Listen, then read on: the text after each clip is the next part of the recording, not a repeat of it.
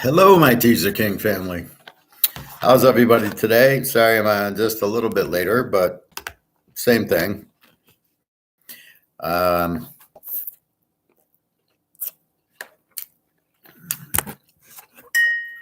Still having problems with the site. It's not my website, it's the server. We're getting this message. We've talked to them. We've looked into it. There's nothing on our end we can do. Now, it's a server connection, so I don't understand why it's taking so long to fix this. They're into it. They said, we're looking into it. We're doing it now. We're trying to fix it. Meanwhile, it's been a day and a half. I have it all Monday night or Tuesday night, and then Wednesday I don't have it. And Thursday I don't have it. So my email is in the title because you can't get to my site to get my email. And yesterday I was able to get my site a little, and then it went away. Now I can't even get on. It just says that error.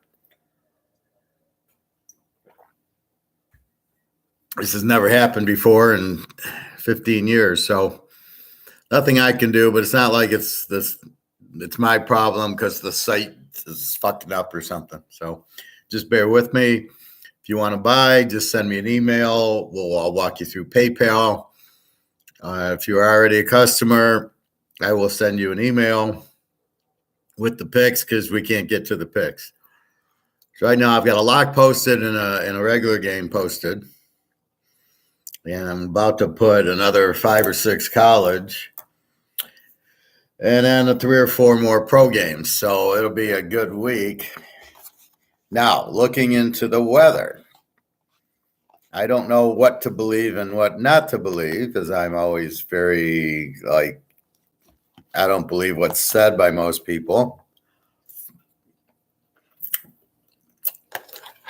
Unless they can prove it.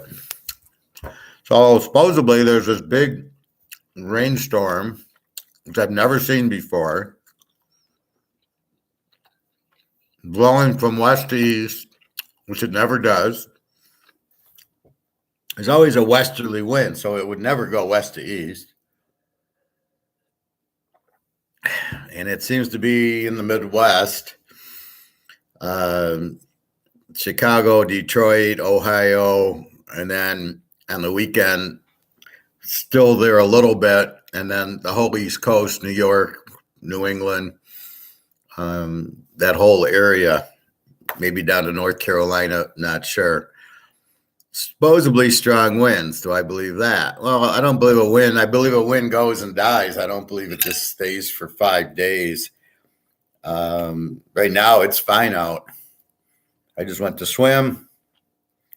It's mild and no rain, no wind. It's already Thursday.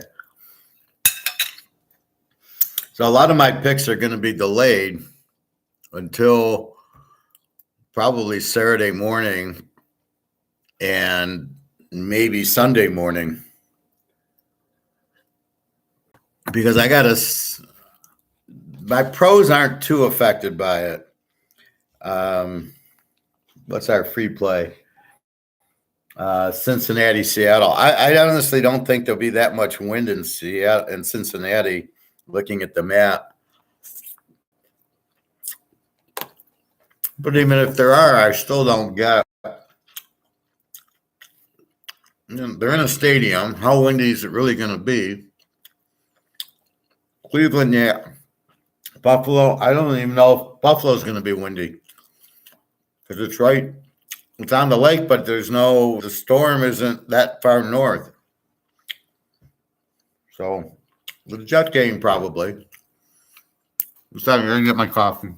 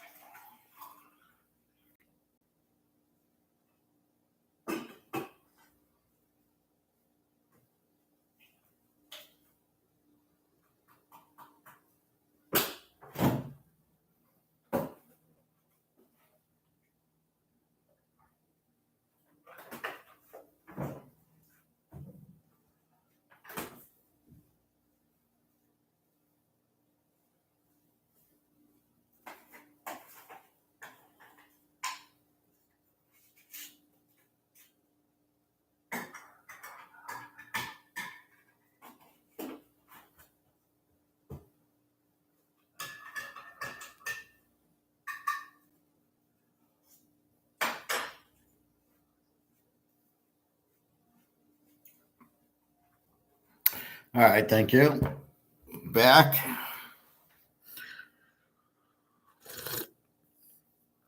I find this wakes me up. A little tired. You know, I didn't eat, and then you work out.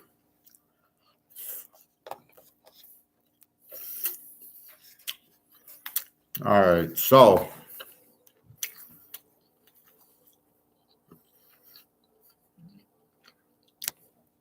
we need to see how bad the rain is. Mostly the wind. So there's a few games in Michigan. I don't know that the Michigan game is going to be affected at all. If you've ever been to Michigan Stadium, it's like down like 200 feet into the ground. It's one of these bowl types. So you walk in here and the field's way down there. I doubt it'll be affected by the wind. Maybe the rain if it's raining, but not the wind. So Michigan's playing a game that they should kill Illinois. But then you wonder about, well, okay, the wind, but the wind won't be a factor in it. So I'm wondering how many other stadiums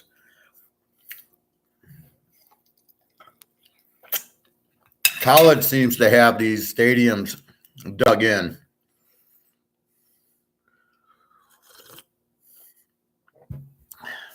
So I don't know how many others are like that.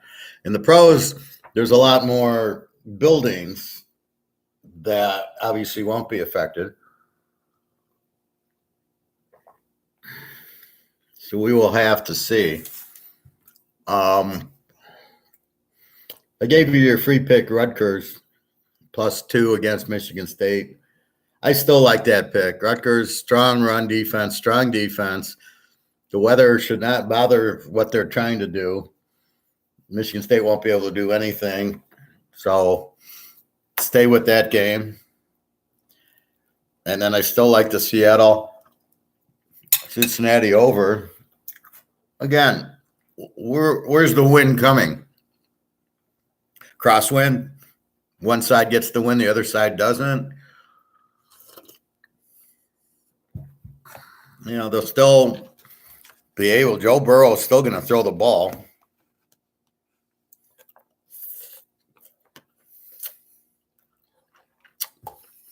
Sorry.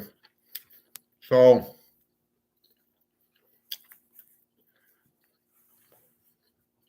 let's go through the line right now. Let's talk about tonight's game. So we got Kansas City 10.5, 40-something.5. What is this? I think 47.5. I'm charging my phone, so I just need about 10 minutes, and then I can use my phone. My plug here doesn't work. It got wet, so it's shut off. There's another one over there, but it's a little bit. So I'll just let my phone charge, and we should be good. So Kansas City's an A team. They give up 16 a game, and Denver's an over team. It gives up 36 a game. Is there going to be high winds in Kansas City, and is it going to really bother Mahomes? Well, without Tyreek Hill, they don't throw the ball downfield the way they used to. See, you could beat KC just running two deep safeties, right? Keep everything in front. Well, you can't do that now. They run the ball. They're going more across where the two deep safeties don't really bother them. They got rid of Tyreek Hill, so they don't really have that deep threat that you need the two deep safeties. So you figure out how to beat them. And nobody really has. And Mahomes will eat you alive the last 5 minutes of the game. You just can't stop them. Oh, shit, I haven't put the score on. Let's put a score in here. Now, are we factoring in the wind? A little bit, but I'm going to run Pacheco and chocolatey clear, and then Mahomes the short passes shouldn't bother him. I mean, you're in a stadium, so that's going to take a lot of the wind away. It'll hurt like more of these MAC games where there's no stadium and the wind's blowing.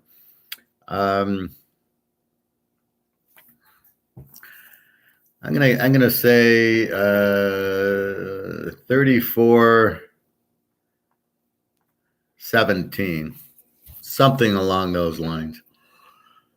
I think the problem is Denver, they have no defense. So is the win really going to help them that much? If anything, I think the win hurts Denver because Russell Wilson throws. They don't have a running game. And their defense sucks. So is it really going to make that much of a difference that their defense sucks that the wind is? If the wind's even there.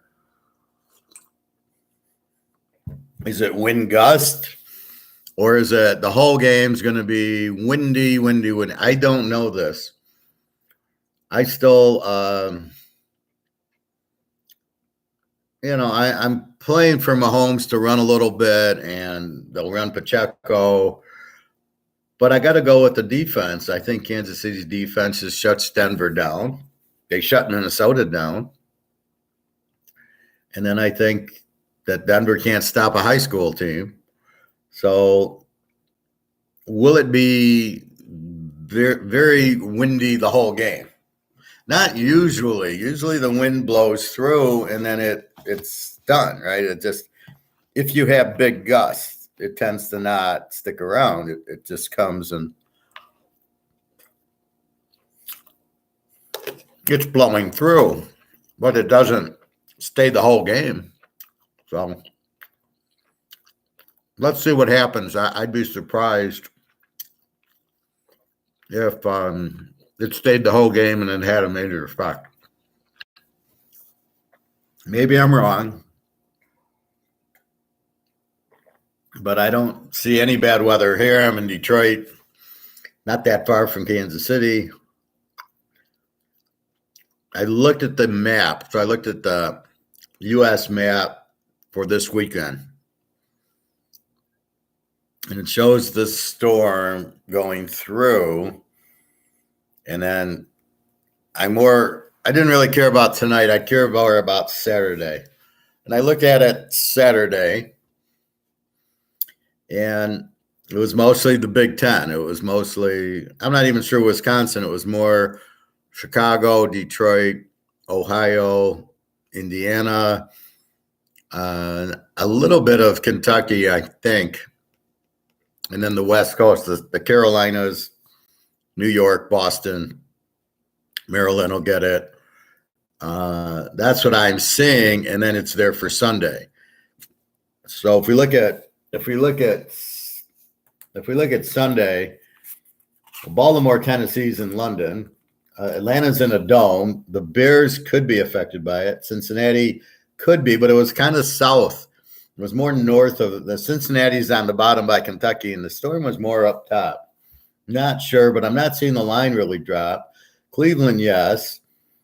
Not in Houston, not in Jacksonville, not in Miami, not in Oakland, not in Tampa, not in the Rams. Yes, the Jets. And I'm not sure about Buffalo because it was more down. Buffalo was north of it. So I don't even know if Buffalo is going to get hit with it. Well, there's only like two games that I see, Cleveland and Cincinnati and the Jets. 3 games where I see the weather being a problem. College, we'll go through.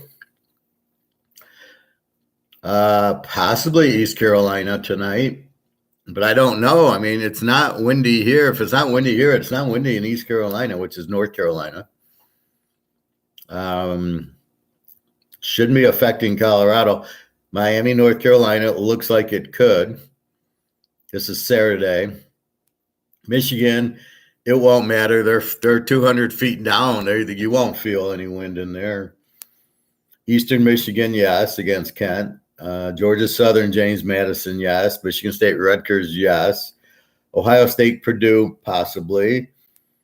Navy, Charlotte, yes. Toledo, Ball State. Ball State's in Indiana. Wake Forest, Virginia Tech, yes. Illinois, Maryland, yes. Troy and the Army, nothing bothers the Army. But yeah, Army's in Philadelphia? Or Navy's in one of them. One of them's in New York, one's in Philly. Florida, South Carolina, looks like it. Miami of Ohio, Western Michigan, yes. Massachusetts, Penn State, yes. Bowling Green, Buffalo, yes. Akron Central, yes. Ohio, Northern Illinois, yes. I don't think it'll affect Wisconsin. Pittsburgh, Louisville, yes. Pittsburgh should be hit. USC, Notre Dame. I'm not sure. Notre Dame is pretty south in Indiana, and it might be a little bit low. Now, maybe they get hit, maybe they don't. I'm not sure. Over under 60. Duke against NC State, yes, but I'm more concerned about Riley Leonard. Hurt his leg. Is he playing? We don't know. And he's more of a running quarterback. When I look at the stats, he doesn't throw a lot of touchdowns, and they have a great defense. So, first thing is I'm in Michigan. I'll walk outside and see if I'm getting rained on and winded on. So my picks will go in Saturday morning unless there's West Coast picks that won't be affected, which I do have one.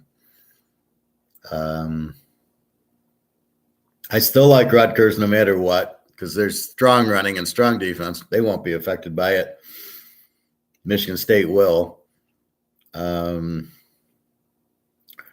Duke, I'm really more concerned about Riley Leonard than about the rain. And they've already adjusted. Everything went down like 3 points, which seems kind of odd. Will the wind be that much of an effect on it? Like I said, I don't see a 50 mile an hour or 40 mile an hour win the whole game.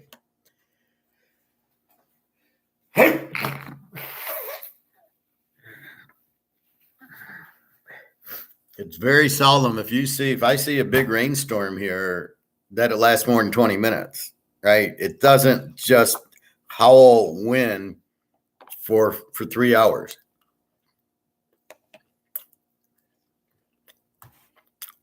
And when is the weather right? It's harder to pick than football. So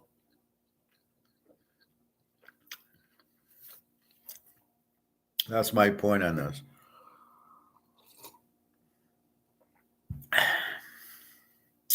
Let's talk about Oregon, Washington. Great game. Here's my analysis on it. They're both A teams. Oregon gives up 11 points a game, Washington 18. When Oregon played a similar type of team, they beat Texas Tech 38-31. Then they beat Primetime 42-0. It was 35 or 42-0 at the half. They had no problem with this team. The thing I'm noticing is Oregon's defense very good. Washington, excellent offense, as I said. DeBoer, great coach from Fresno. Penix sucked at Indiana second and third year, and then all of a sudden he's good. So again, that's the offense.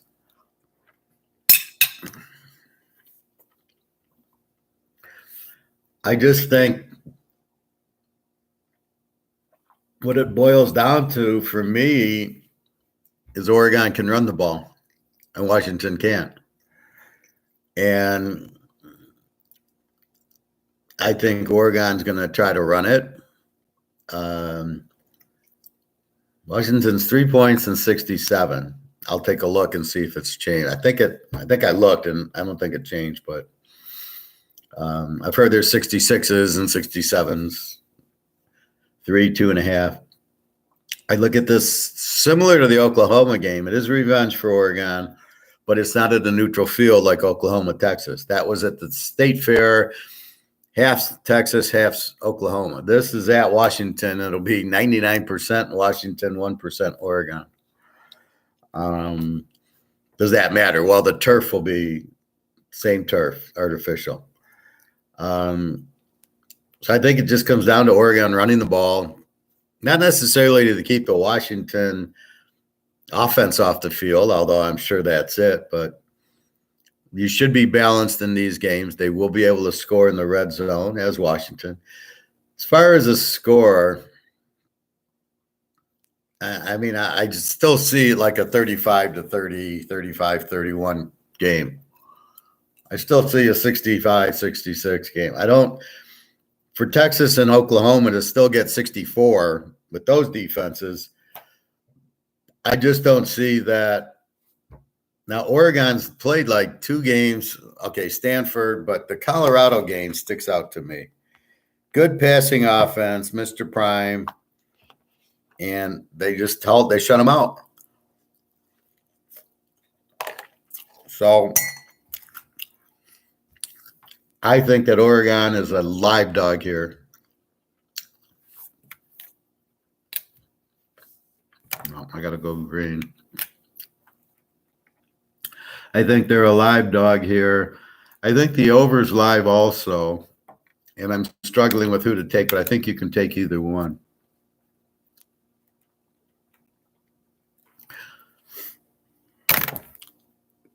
The better defense is Oregon, the better running team is Oregon, and that's what wins these games. If you can run, you tire the defense out, you can score in the red zone, and you kind of rest your defense. And that's what's needed. So I think with all that in, Penix is normally a choker. We will see here. I know people don't like Bo Nix on the road. I don't really give a fuck. You can't look at the Georgia game and forever he can't play because they lost to Georgia 49-3. The whole fucking everybody, TCU lost to Georgia 65 to nothing or whatever it was.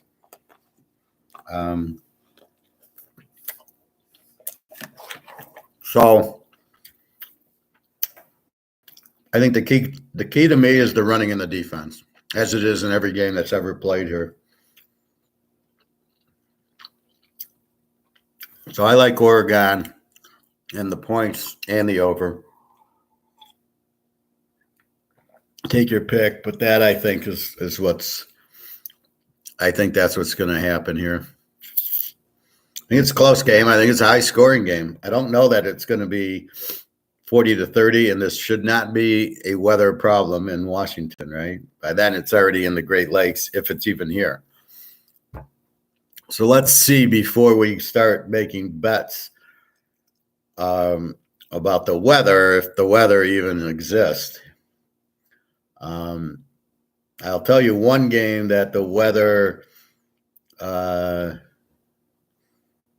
is definitely, if it comes, is going to be this Miami of Ohio, Western Michigan game.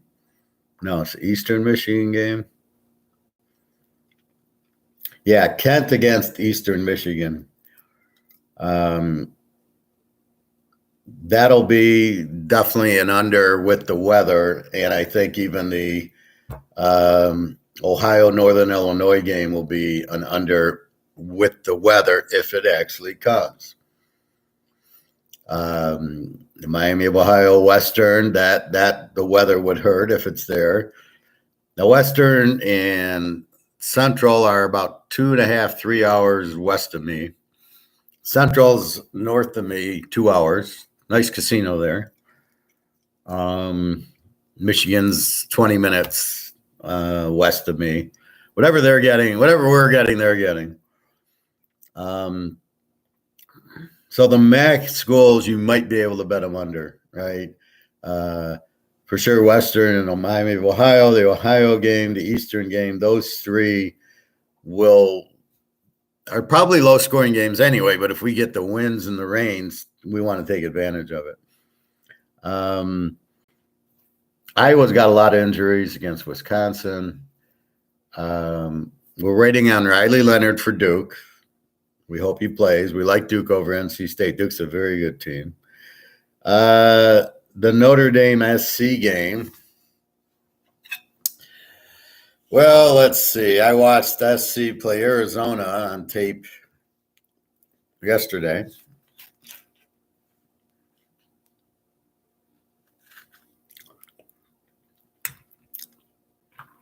And I'll tell you, it was 28-all at the end of the game.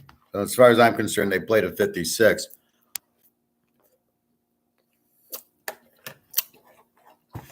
and it went to triple overtime. That's how they got to 40. The end of that game was 28-28 with Arizona. So Arizona's got a pretty good defense. And I didn't mind their backup quarterback. He looked okay. The USC, great offense, no defense. They give up 27. They score 40. Notre Dame was not using Hartman right.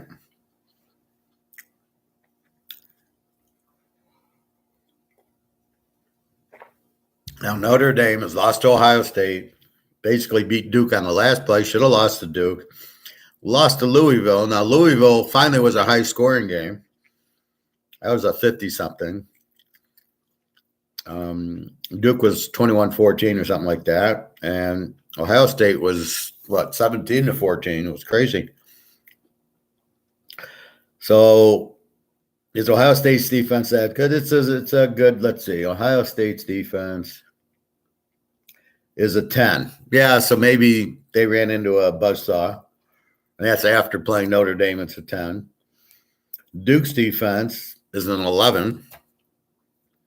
Louisville's defense is an 18. So let's understand and break down these games the way they should be broken down. Notre Dame played a 10, an 11, and an 18 defensively and lost 2 of the games. Hartman looked okay, but now you understand why. Here comes a 27 in USC. This should be like the Navy game. Hartman will put up a 50, I think. Notre Dame's got the big running back, so if it is windy and rainy, huge edge to Notre Dame because they can run the ball. USC can't run it at all. They don't run. They just throw. Caleb Williams scrambles. In the event we get 50-mile-an-hour winds, big edge Notre Dame. They clearly have the better defense, and they clearly can run, and it's a tie at quarterback. Hartman, Williams, you put Hartman on USC, they're probably scoring 60 a game. He's probably better. He's had bad play calls for him. Well, it's like Van Dyke in Miami. The play calls last week were terrible. So I think that seeing this weak defense that everybody's lighting up, including Colorado, I think ND gets at least 40 points on the game. In a light wind, in a 10-mile-an-hour wind, a little bit of rain won't bother them. If it's really 50 miles an hour the entire game, that's bullshit. That won't happen. Maybe a little gust, but not a whole game is not getting 50-mile-an-hour winds. So let's say it's 10-mile-an-hour winds. So Caleb Williams lights them up. He scrambles. They just got a great offense. So what I did with USC is I went to last year. Oh, I opened right to it. The USC last year. And what did I do? I pulled the Utah game. And in the first Utah game, they lost 43-42. In the UCLA game, they won 48-45. 2 good defenses. Against Notre Dame, they won 38-27. Well, what a better comparison than Notre Dame. And then in the second Utah game, they lost 47-24, where Caleb Williams, I think, pulled his hamstring or something. So against teams like Utah, they're putting in the 40s. So I'm not worried about them putting up 40s on Notre Dame. Will it rain and wind down in South Bend? Now, the weather is more Chicago, Detroit, Cleveland, New York, Boston. It's more here. And South Bend's more down south in Indiana. I don't know if when I looked at the weather, it doesn't look like it's going it didn't look like it's going to hit Tennessee and Kentucky on Saturday. So I don't think it's going to go that far. And if it does, is it going to be, I've never seen a storm go from west to east like this the whole week in all the rain. I don't know what the fuck these guys are talking about. like I said, it's Thursday afternoon. I'm in Detroit. There's no wind at all. There's no rain. There's no wind. I'm like, well, oh, okay. Now let's see what happens tonight on KC Denver.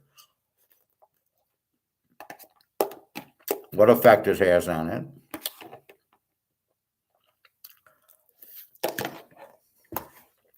We will see. So it makes picking games very difficult this week. If we get the rains and the big winds, then we go under in Central Michigan and Buffalo and Penn State and Western in Northern Illinois, maybe the Pitt game, maybe the Notre Dame game, but I'm still going to have a hard time going under on Notre Dame USC. Duke, it's all about Riley Leonard. Ball State Toledo, maybe. Toledo's pretty explosive. Navy and Charlotte, North Carolina, Purdue, Ohio State, maybe. Eastern Michigan, Kent, yes. Michigan, no. Unless it's pouring rain, the wind will not have any effect on this game because the stadium is so deep, you won't feel it. Believe me, I've been there. You don't feel anything. There's no wind. Maybe rain when it really is intense, but that won't really matter. Michigan's going to run down their throat. North Carolina, Miami, maybe. Tonight, well, I mean, it's dry now, so why would I think South Carolina or SMU East Carolina is going to have a wind affected by it? If Western Michigan was playing tonight, I would not have any. There's no effect of the wind. Is it rolling through Kansas City now? Let's check. All right, let me get my phone.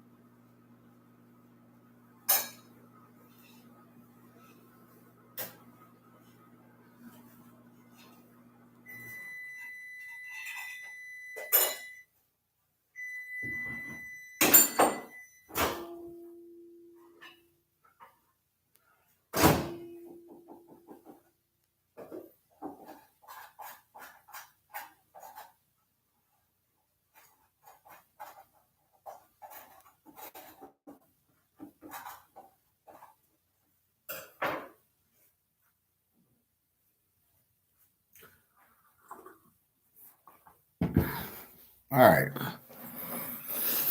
Let's check weather.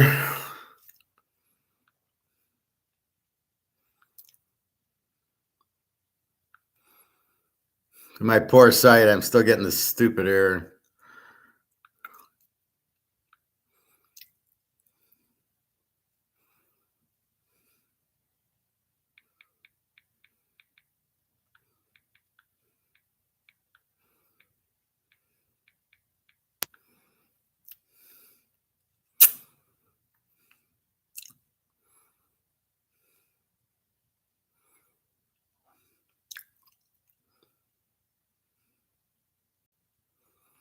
So this is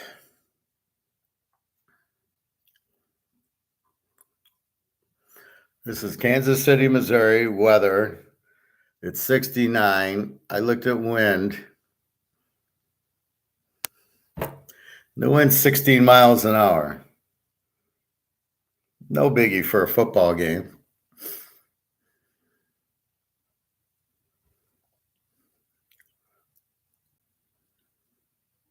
Afternoon, 77 degrees, chance of rain 0. Evening, 70 degrees, chance of rain 6%. So where's this big rainstorm they're talking about?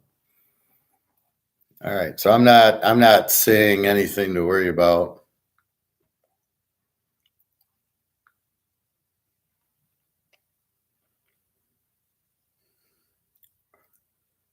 So this is the problem. Let's check Travis Kelce if he's playing.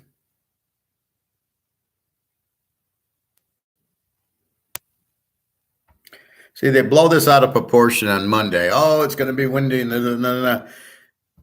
You can't predict the weather like that. So let's go to Kansas City. Chiefs. Let's see. Travis Kelce is questionable with an ankle for tonight's game. And that's it. Other than that, there's 4 probables: linebacker, defensive tackle, the punter, and a defensive end. And let's go back to the line. So one way we can see what's going on is the line. If all these are going under still, or are they starting to creep back to over? The spread, 10.5, 46.5, hasn't really moved. I think it was 47, so I got 46.5. So if I break the game down, my score is 34-17, still stands. I've got a 36 defense in Denver, an over team. They're starting to score.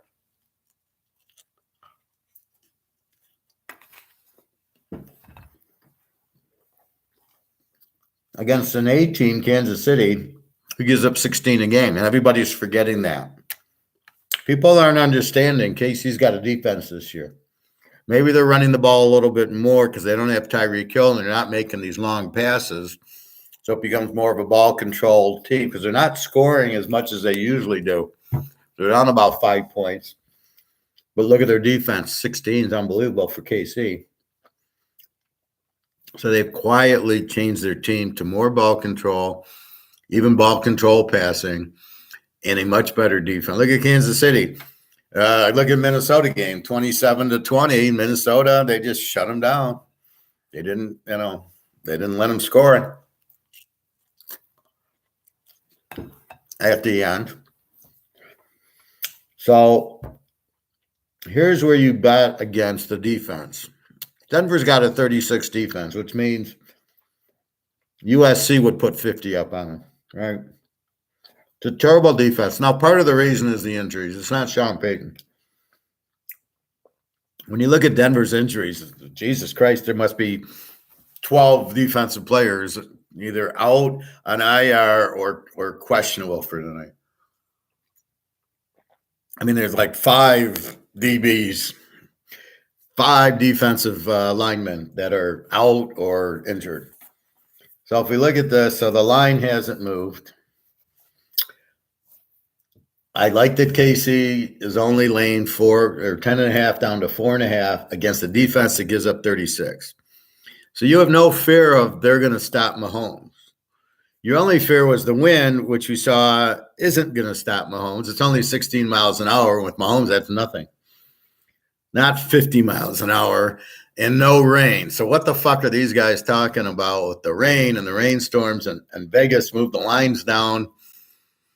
And I heard somebody say, oh, look at the sharps are betting the under. Yeah. And when the rain doesn't come, do you really want to be on the under on half of these games? Hey, Titus. I'm here front and center. Oh, nice to see you, Titus. Thanks for coming. Any questions, comments? Please feel free.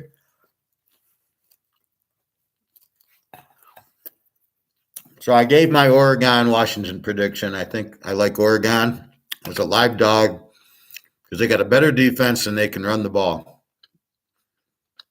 Maybe still an over, but Definitely like Oregon.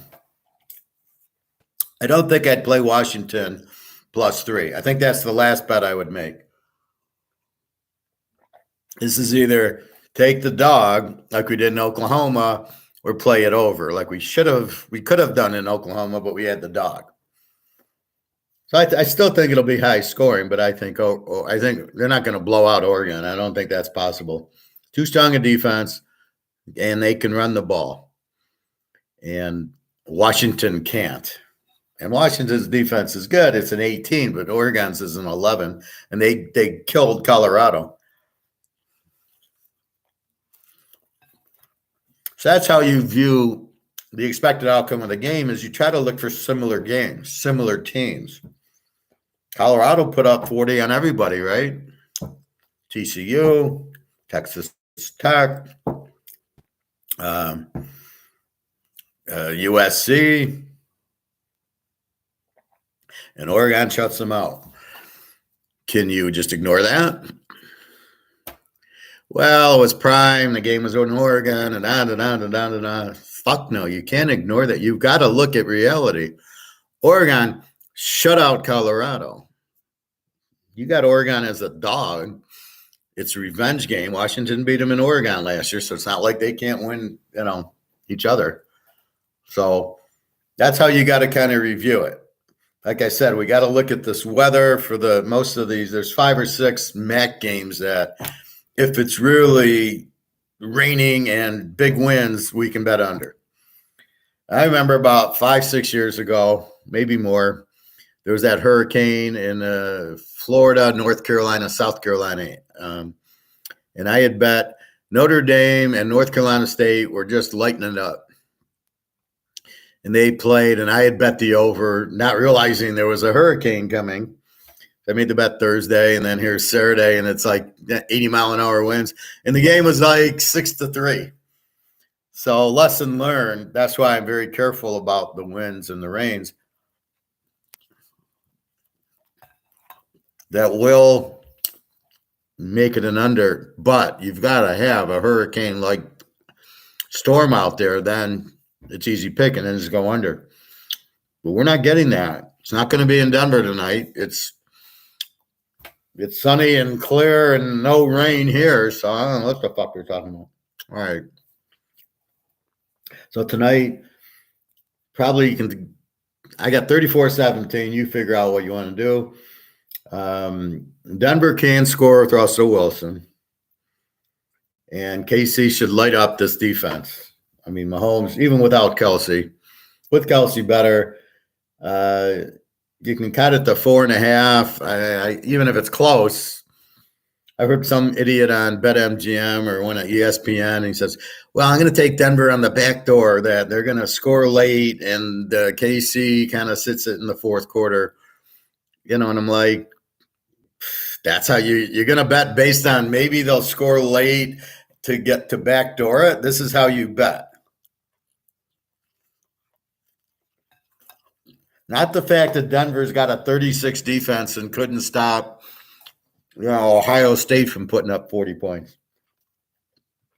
So these guys on TV, I beg you, don't listen to. They don't know what the fuck they're talking about. These guys on these casino apps, BetMGM, FanDuel, they just want action. Their job is like Wall Street. We don't care if you make money. We want your commission. That's what we're here for. We're here to sell you stocks and bonds and real estate trusts so we get commission. That's all we care about. We don't care about you. Hence why I talk Attack on Wall Street so much. So you've got to understand, and the same thing with these BetMGM guys, all they want, why do you think they bring up these props? Well, bet that Joe Blow is going to, Mahomes is going to throw for 200 yards, over or under. How about Kelsey? How about Pacheco? How about Russell? Who gives a fuck? They're meaningless. The odds suck, which you don't know. You think if you're getting 5-1, you're getting good odds, but the real odds are 15-1. If you ever watched Ocean's 13, and I hated that one, and they're at the expo and whatchamacallit, whatever the guy's name is. He died. And he says, well, they're getting the action in the domino game. He says they get 8-1, but our odds are 20-1.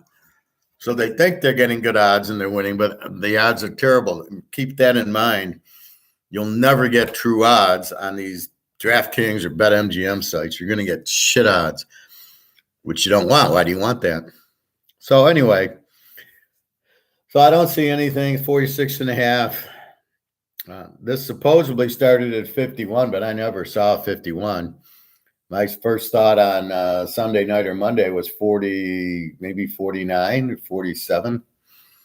So maybe it dropped, but then if it dropped because of the weather and the weather ain't there, this is a very, if this is a normal day, this is a very low. All you need is 40.5 in this game. Really? Seems way low for a Denver game when they give up 36 and Russell Wilson puts up something. And they're an over team against Mahomes, who's going to light it up. I mean, he'll this will go way over 40 with the forecast I just read you. So we will see. So you can go either way here. Over. You don't have Kelsey, still go over. I think they got enough guys that they'll be fine. All right, so let's go. We might as well do the pros. Now, keep in mind, the only pro games, there's only 3 that should be affected by this weather if it actually materializes, which we don't see it. And I'll know. I'm in Detroit. Seattle, Cincinnati, Frisco, Cleveland, and Philadelphia and the Jets. Maybe the Giants and Buffalo. I'm not sure. That's it. The rest of the games, well, maybe Minnesota, Chicago also. Maybe.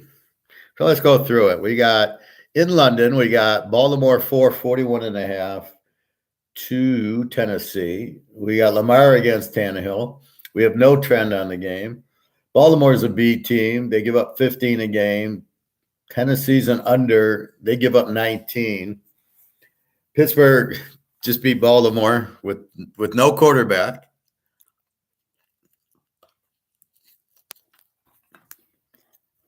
How do you lose to Kenny Pickett? That takes, and yet Pitts beat Cleveland and now they beat Baltimore. I don't know if they played Cincinnati yet. But all right, so let's do scores as we go here. Baltimore, Tennessee, 21-17 Baltimore.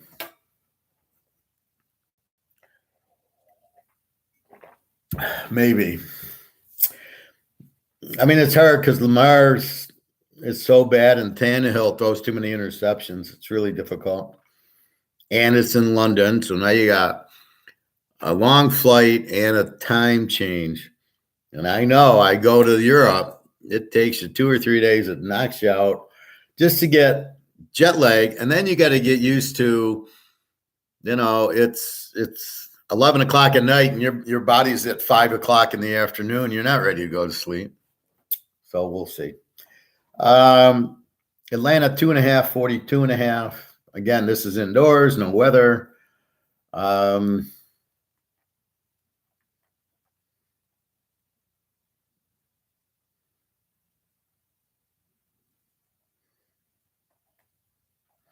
I got 24-17 Atlanta.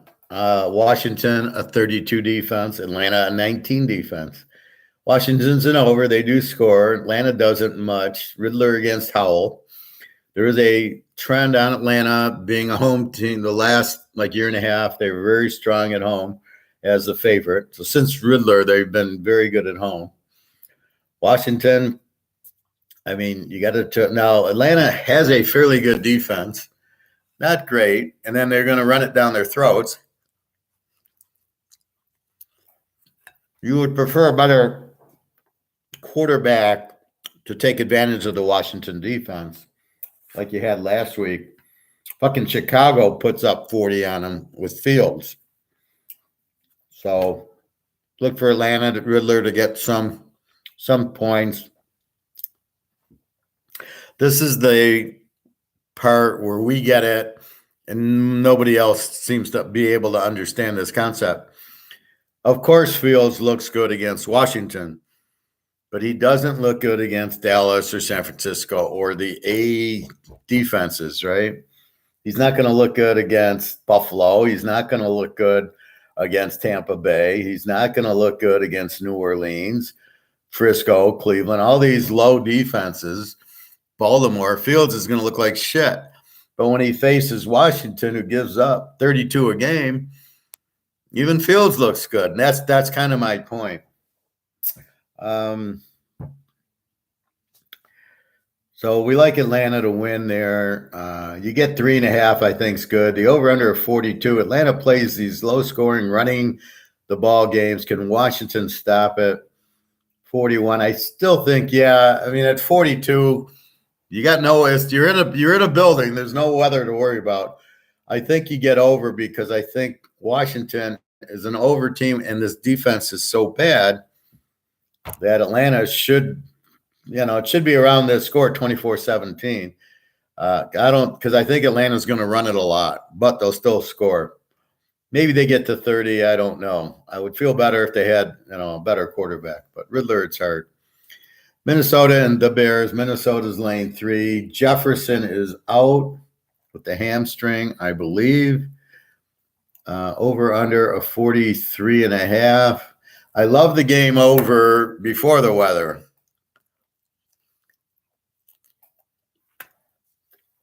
The Bears defense is a 31, and Minis is not much better at 24. Fields is now starting to do what he did last year, run around and score points. Look for this. So let's pick a score here. Now, depending on the weather, if it's just 15-mile-an-hour winds, I'm not worried. Fields can't throw the ball. Cousins doesn't have Jefferson. I'm going to go 31-27, the Bears. I think the Bears can win at home. I think without Jefferson's going to hurt them. That other guy, the rookie, Addison or whatever from USC, is questionable. But I'm sure he's got a chance to be the star. I'm sure he'll play. They have other receivers, Hutchinson, the tight end. They can run a little bit. The Bears are basically Fields running around and DJ Moore once in a while getting open. Minnesota, no, there was no defense in this game. So we pray if the winds just stay at 10 miles an hour and we don't get this massive, Noah's Ark rainstorm, this is a very strong over. I love the over at 46. It opened at 49. I love the over at that point. Now we're not seeing anything. We're saying 16-mile-an-hour winds is nothing. If that's all we get, no rain and 16-mile-an-hour winds, this is a gold play for our over. So that's how I view this. This is a very strong overplay. Because neither team can, you got a 31. The Bears are an over every game, especially with like a Cousins. As much as I don't like Cousins, he'll eat this defense alive. And then Fields will eat the Minnesota. There's no defense here.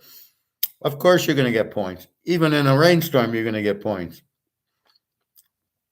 And again, these are like stadiums. So the wind hits the brick wall of the stadium. It doesn't really go inside. As I said, do not play the wind game in Michigan because it's 300 feet down. You don't feel any wind. I know. I've been to the games there. I've been low there. You don't feel anything because it's all like 200 feet above you. So you got to go over here. Jefferson is out with the hamstring. All these guys with the hamstrings. So again, keep that in mind. That hurts the over a little bit, but they have the other receivers and Cousins, and it's the Bears defense. And the Bears are going to score. So there you go. We got Frisco and Cincinnati. We got Seattle and Cincinnati. We got Cincinnati laying 2.5. And the over-under 44.5, down from 46. This is your free play over. 10 or 15 miles an hour, I don't care. Seattle is going to run it down their throats and can pass it, and Smith can run. Burrow with Chase, they can turn a 10-yard pass. Burrow's going to be able to pass in a 10-mile-an-hour wind. I'm not worried about that. You've got 223 defenses, so there'll be plenty of points. 44 is just, it's 38 with these offenses. Again, they're reacting like it's a 60-mile-an-hour wind. It's at 15 and no rain tonight. It's not going to affect these guys. Nice score, 28-27 Cincinnati. I don't think they can stop Burrow because their defense isn't good enough, and they can't stop Smith and Metcalf and Walker and all the weapons Seattle has. I think it's a very live dog, Seattle here. You get 8.5. I love Seattle as a dog. Happy Bo, how are you? You okay? Everything all right? Blood? Eating okay?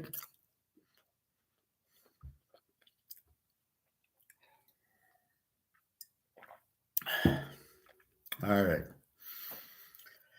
Let's see. So definitely love the over in the Cincinnati, Seattle. That's your free pick, by the way. Again, I'm not seeing 80-mile-an-hour winds and huge rainstorms. In fact, it's not even going to rain in Kansas City tonight. What's going to hit Cincinnati? I mean, what is this Russian propaganda? Oh my God, the whole country's going to get hit with rain and snow and wind. And yet, not tonight. I'm in Detroit. There's no rain, there's no wind. It's Thursday. Again, we'll see. We'll see what happens when we wake up Saturday. So tentatively, this is your free pick. This with Rutgers. Okay. Let's go.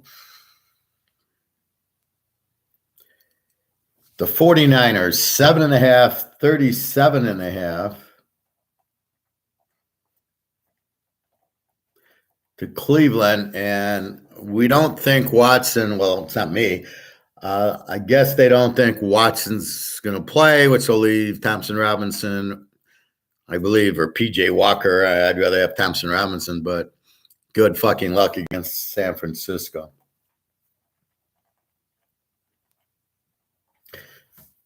Professor score, Frisco 24, Cleveland nothing. Even if Watson plays. No Chubb. What a great defense this is. Cleveland's got, so this is 14 defense against 15. Purdy going against probably Thompson Robinson. Or maybe go to PJ Walker because they don't want to, put up Thompson Robinson against this defense. Will there be weather?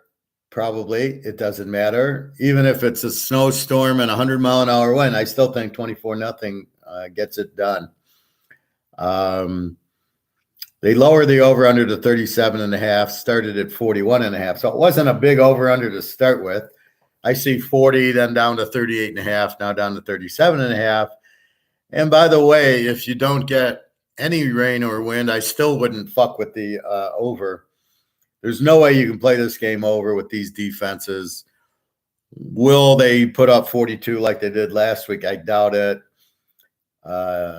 They'll be a little flat after beating Dallas the way they did, but Cleveland just doesn't have – they got a good defense, no offense. Even with Watson, Watson's nothing. Watson and Lamar can go back to college. So I see San Francisco just dominating this game, 24-0. And that's the beauty of Frisco. You got McCaffrey. So if it's raining and windy, they'll give him the ball 50 times. 24-0. All right. New Orleans, Houston.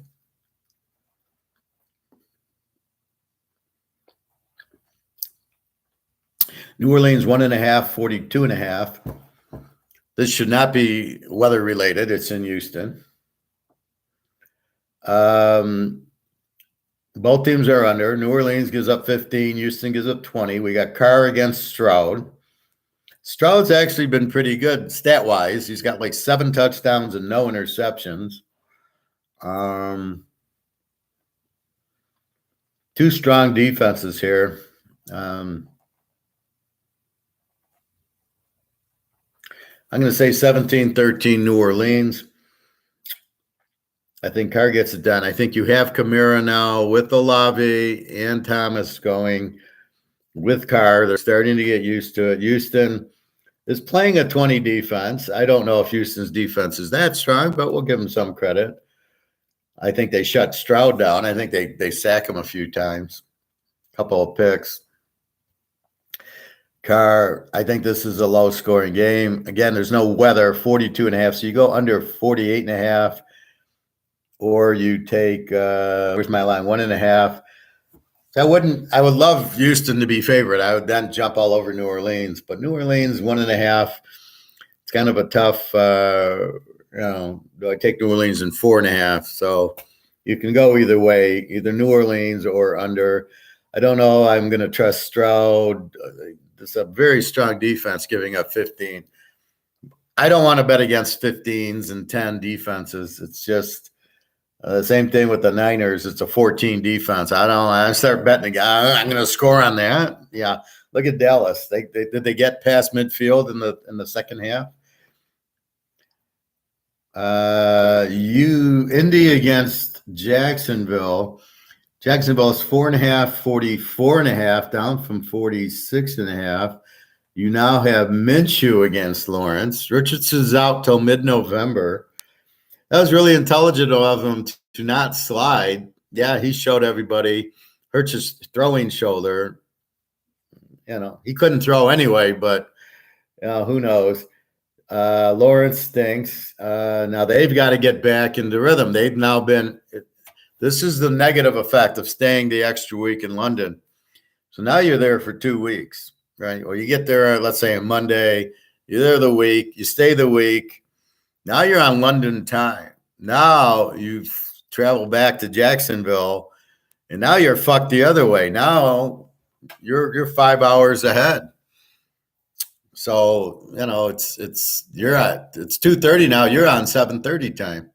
You're going to bed at 8 o'clock at night. It's midnight. It's 1 a.m. You're sleeping. I know. When I come back from Europe, it takes me a couple of days. So again, this is the other part of traveling to London. Trend on Indy here. Again, Minshew and Lawrence. Defense, Indy's a 23, Jacksonville's a 20. Nothing to write home about. I don't know. With Minshew, I like Indy more. I think I'd take Indy here. Let's see. What's the score? I'm going to go with 24-20 Jacksonville, although Indy can easily win this game. I think that's right around where it'll be. Jacksonville can score a little bit. Look at the Buffalo game, right? 25-20, but they scored late. They each scored touchdowns real late in the game to get to 25-20 once they woke up. Jacksonville's not a great home team. The edge is Indy here in the trends. Again, a 23 and a 20. They'll be scoring. I think it's over. I don't know. Is there wind in Jacksonville that this line drops? Let's see what Miami is.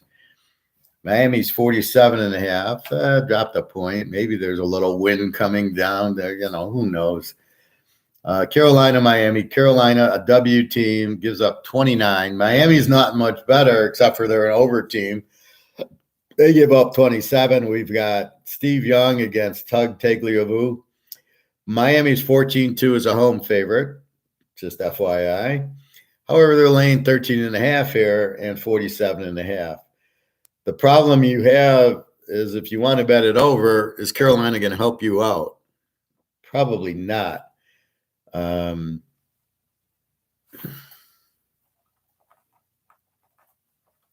37-13 Miami. I think you can take Miami here, lay the 7.5. I think you're okay because I don't think Carolina's going to do anything. They just got killed by the Lions.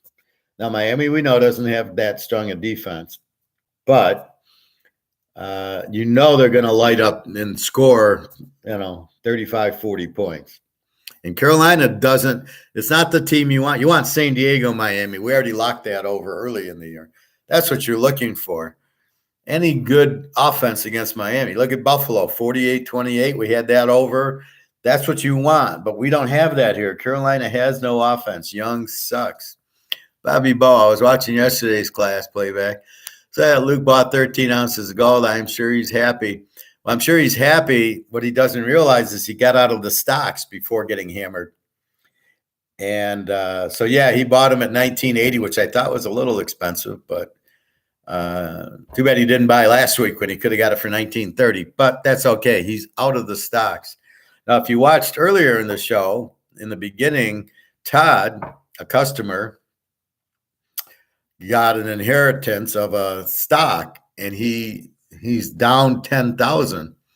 He says, what do I do? And I says, well, if you can analyze the stock, do you look at the financial statement? Are they making money? So you look at net income. Is net income positive? If their income's steady, maybe you hold on to it. If the income's going up, maybe you hold on to it. But if the income's doing this and going down, and then you look at cash flow from operations, if that's positive, okay. If that's negative, get the fuck out. Now, here you've lost 10 grand on this company. This is my point on stocks. Before the shit's hitting the shit's starting to hit the fan. So he's lost 10 grand.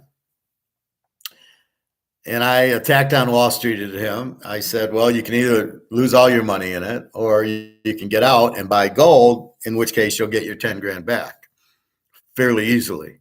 I go that, and there's no, you won't lose any more, right? So if you sell it and buy gold, you won't lose another 10 grand. And in fact, you'll make your 10 grand back without risk. And so I think that's what he's going to do. But again, another student who's not listening to the class, out of stocks, get out of stocks. They are going to collapse because all the 90 trillion that pulls its money from foreign shores that's in the U.S. for safekeeping are going to see it's not safekeeping and drop and dump $90 trillion. There goes your stock market crash. That's the reality of what happens. Then they'll blame the Russians and Putin and the war with Hamas and Israel or whatever. Another sideshow, just to keep you preoccupied with the reality of our dollar. Our dollar sucks and it's going to zero. But we'll just keep having these wars and we'll blame the wars. Who's behind this war? Biden again? Is it Biden fighting the Hamas, or is he fighting Israel, or who's behind this? Anyway, so I'm glad Luke listened. See, the difference is I met Luke at the airport, so he knows me. And it's the same thing I tell him as what I tell you guys every day. It's the same. It's the same conversation. We talked for an hour at the Barcelona airport waiting for the plane. And so he knows, so it's different when you meet the person than if you don't. God, if I met Peter Schiff, I'd probably kill him.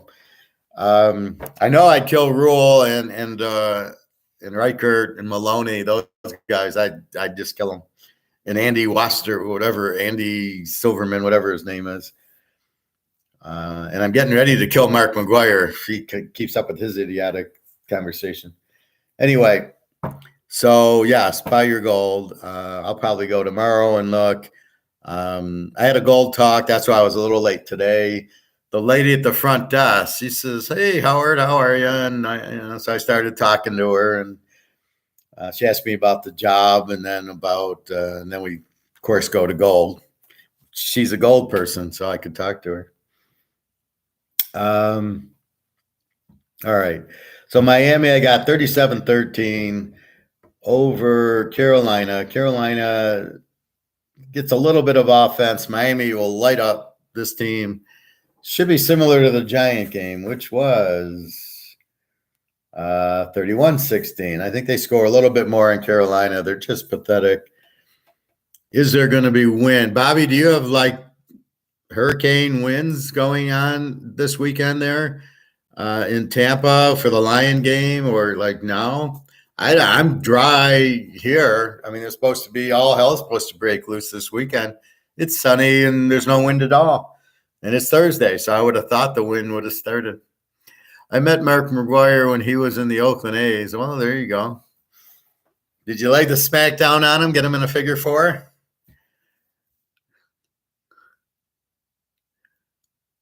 So what's the forecast for the weekend? Is this going to bother the Tampa game or the Miami game or any of the, let's see, college football? I don't know if let's see, who do we got in Miami?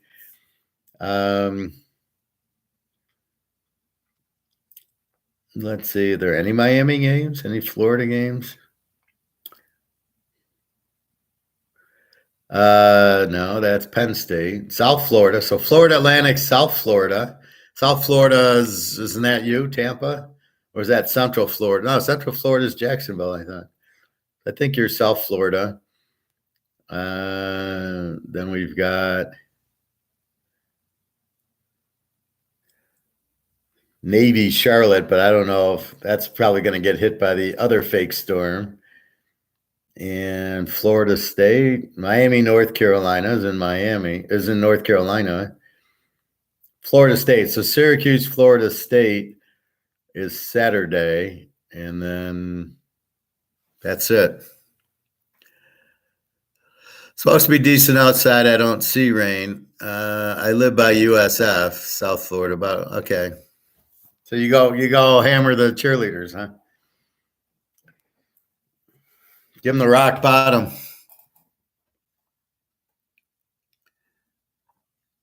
Okay, that's cool. Tampa Bay. All right, let's see. The game of the week. Oakland 2.5, 41.5 to New England. Oh my God. Now this can't be weather related. It's in a fucking dome.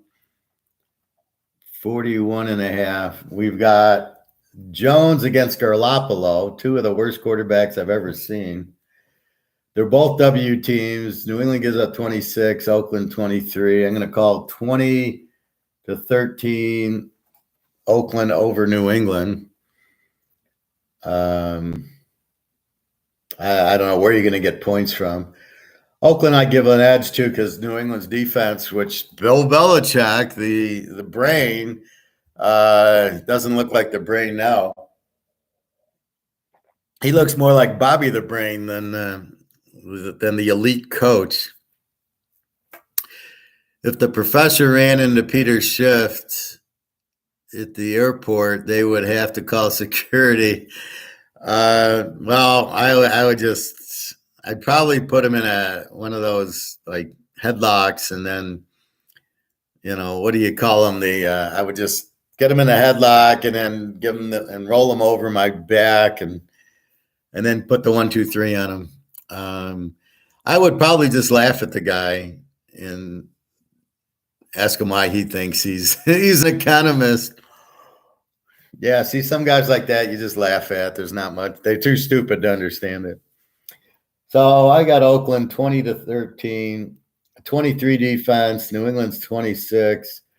Over under 41.5. I think this has got to be low scoring. You got Jones and Garoppolo. Jones sucks, so I don't know what they're doing, why they're not playing Zappy. I mean, you got Zappy there. Why? What's the worst that could happen? You just got shut out. What did you get shut out? You got shut out by New Orleans, 34-0 at home. So if you started Zappy, you can't. It's 34-0. What are you going to lose? 41-0? I mean, what are you thinking, Belichick? Oh my God. So then it becomes like attitude. Zappy probably says, I'm better than this guy. And then they don't like him and they don't play him, but it's a joke. Okay. Detroit at Tampa. Detroit 3, 42.5.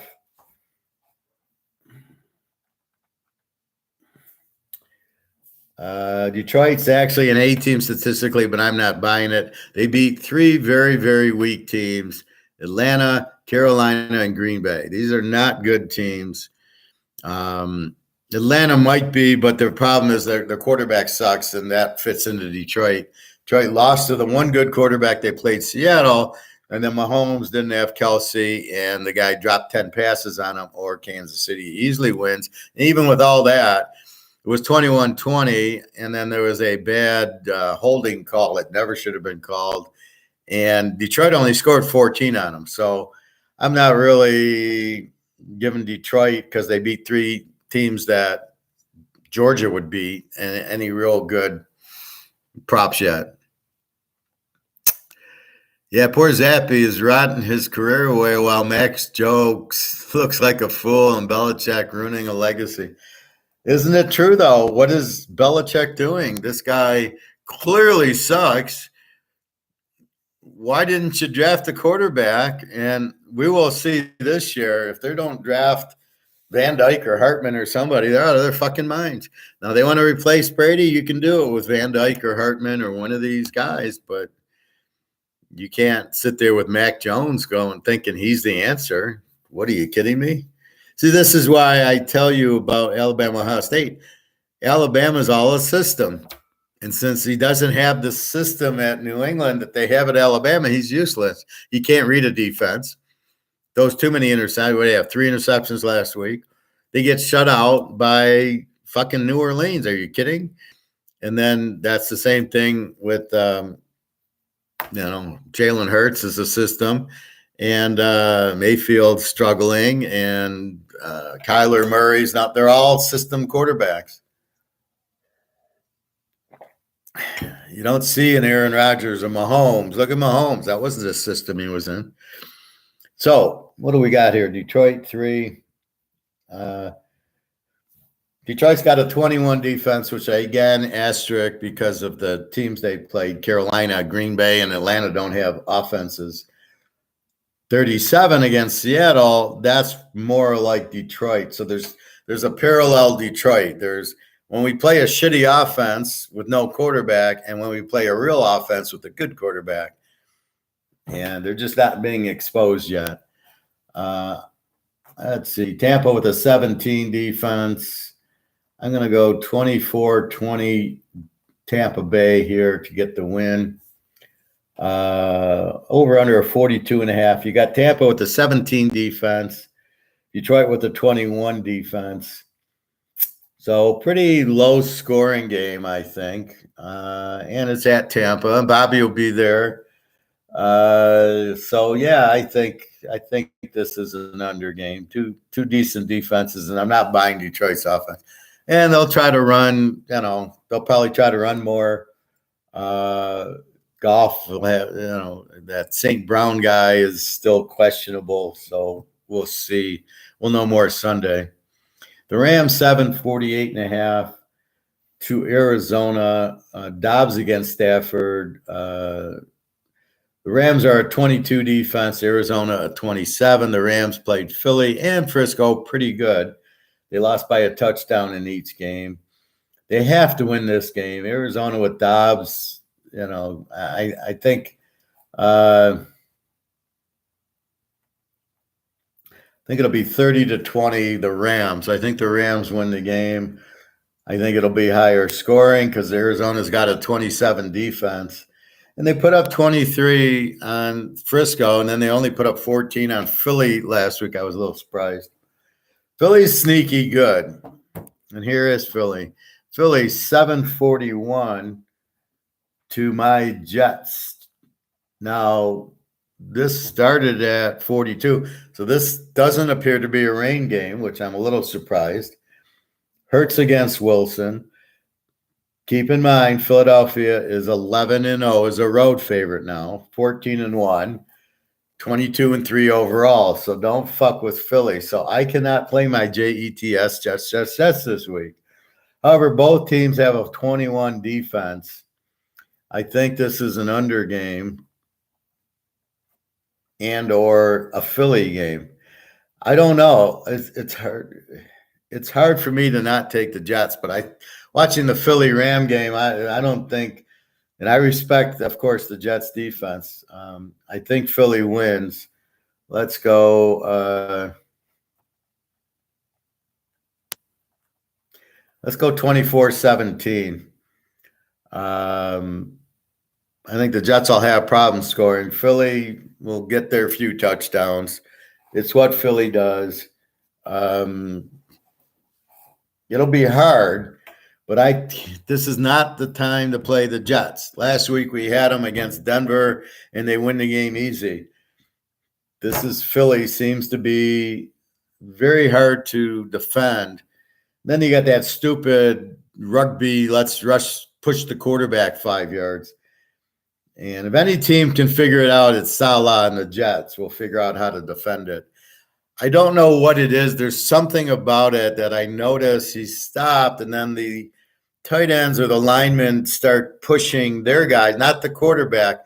So they're pushing on the pile. So it's almost like Hurts is going in and waiting, and then he gets this push from these tight ends or guards, and then he can go for the extra yardage. I think that's the key to it. So it's almost like the initial push, then these guys come in and push, and then Hurts falls forward. It's a great play to get your quarterback hurt.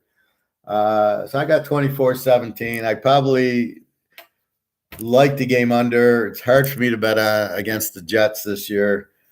But Zach Wilson's going to have a problem this week. Stafford couldn't light him up. Wilson won't. And again, two defenses that are 21, but the Jets, I think, are better defense than that. I'm surprised it's 21. The Bills and the Giants, we've got 14.5, 44.5. So there's no weather in this one.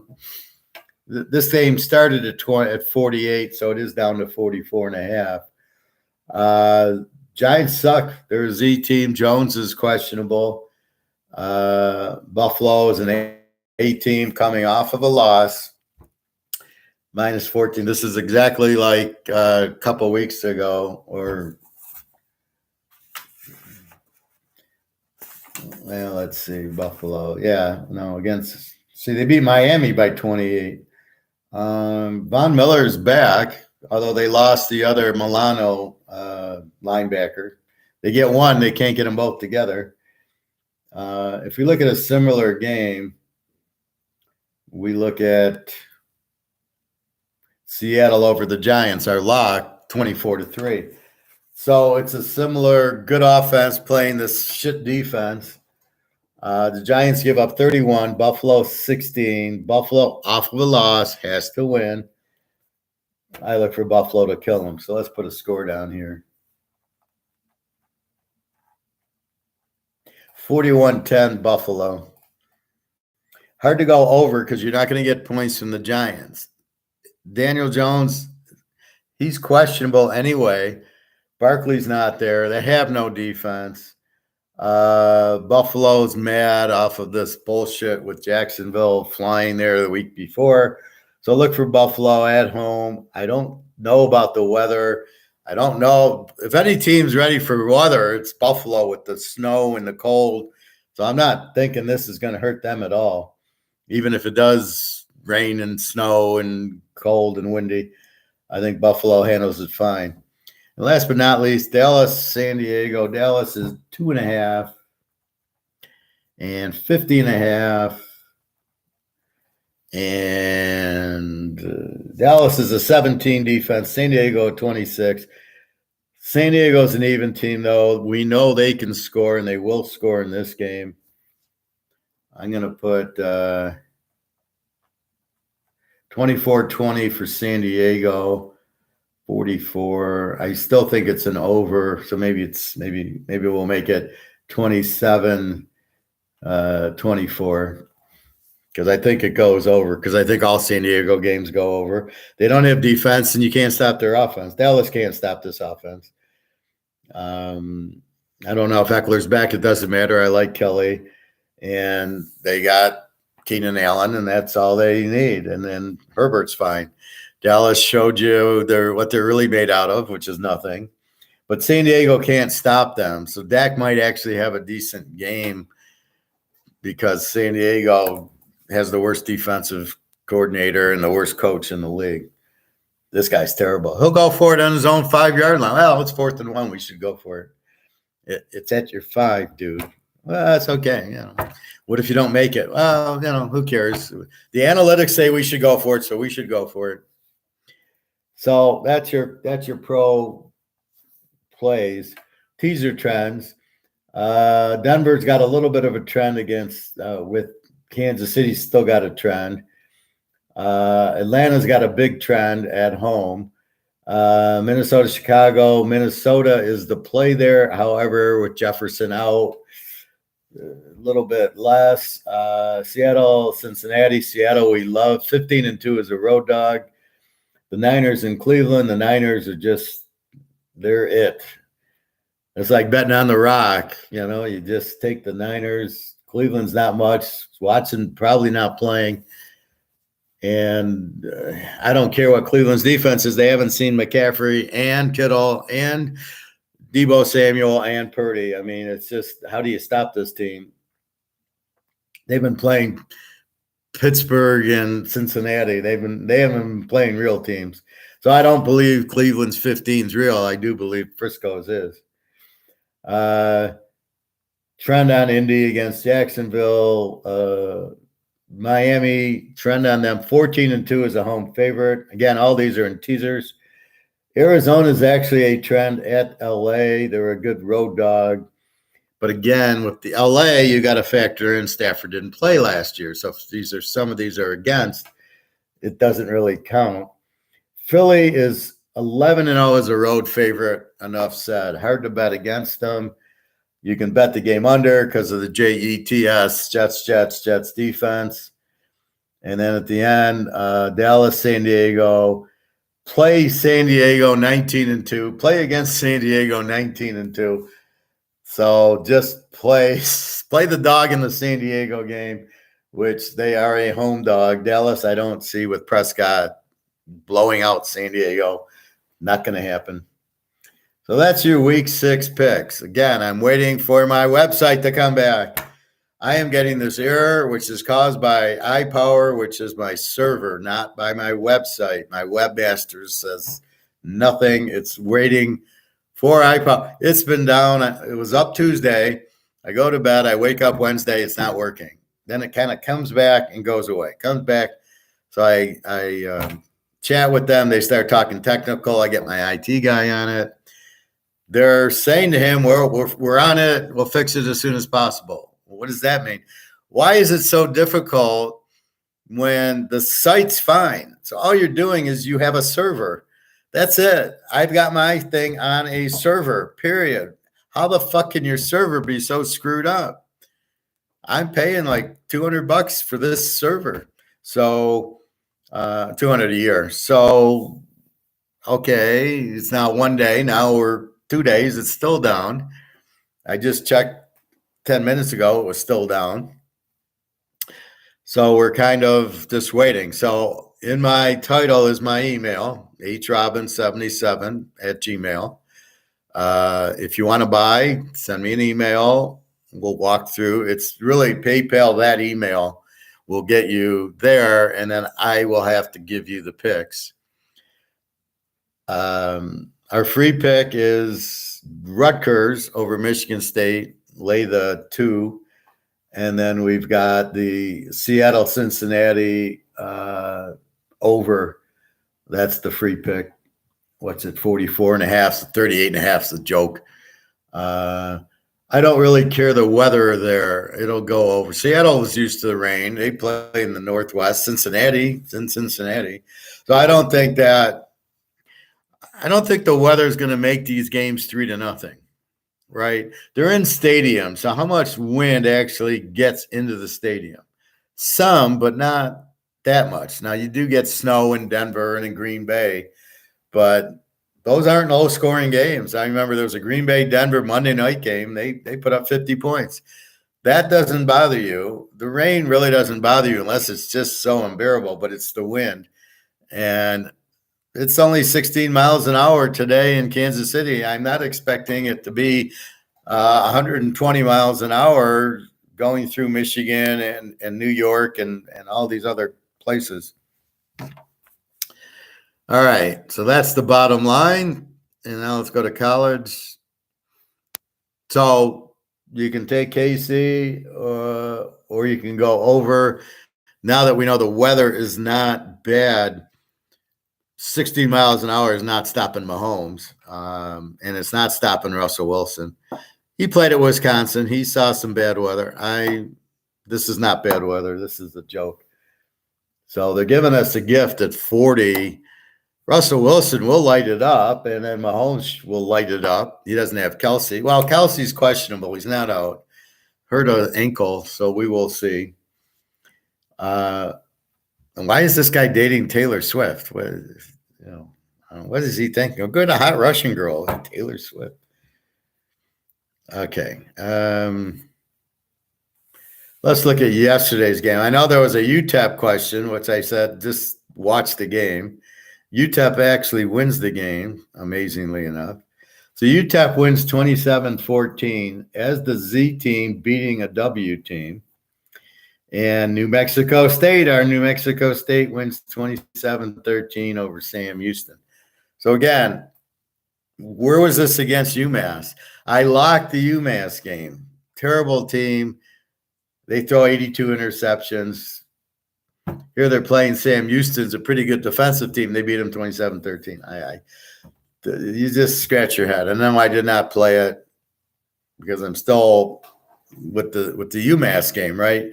And that's the point. You've got to get over that. You've got to look at each game independently. You got to forget that you won or lost with the team. You want to bet it in the right spot.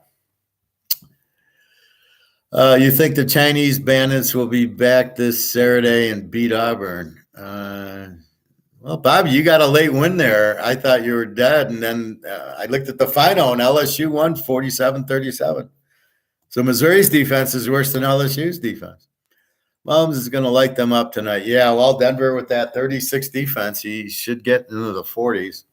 That's why I like the over, too, because Mahomes will get you to 40, and that's all you need is 40.5. So it's a double play here. It's a, if you don't want to lay 4, it's certainly a Mahomes play. It's certainly an over. Now that we're not getting a big rain, there's no chance of rain and 15-mile-an-hour winds, which are probably 10 in the stadium. You probably don't even notice them. You get more when people go by the beer, or it's famous in the Giant games. They used to open the door, and the guy would be kicking a long field goal, and they'd open the door, and it would push wide right or wide left, depending on which door they opened. And that was a fact. My brother-in-law was the Giants guy, and he says we would open the door, and it would blow the field goal. And that's the Giants. By the way, do you have a Mahomes rookie card? No, I don't have a Mahomes rookie card, but I have a Mahomes second-year card numbered out of 50 that's in gem mint condition. So I haven't bought cards in a while. I don't have any Burrow, and how do I buy more cards? I got so many cards coming out of my ass. I couldn't possibly sell them all if I wanted to without selling them in a bulk. But yeah, I mean, that's the thing.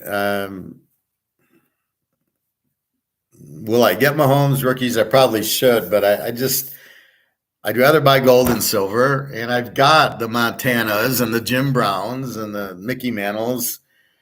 I got your card, Bobby. I still got your card here. So what am I going to do with Mahomes card? So I have a 50 count Mahomes card. That's really good condition. So I bought it for $50. It was a steal of the century. I went to this locker room type of store in a mall around here, and he had cards, and then he had the Mahomes card. And I said, how much is it? And I could see it's like numbered 15 out of 50. I go, oh, it's a 50 count. He says $50.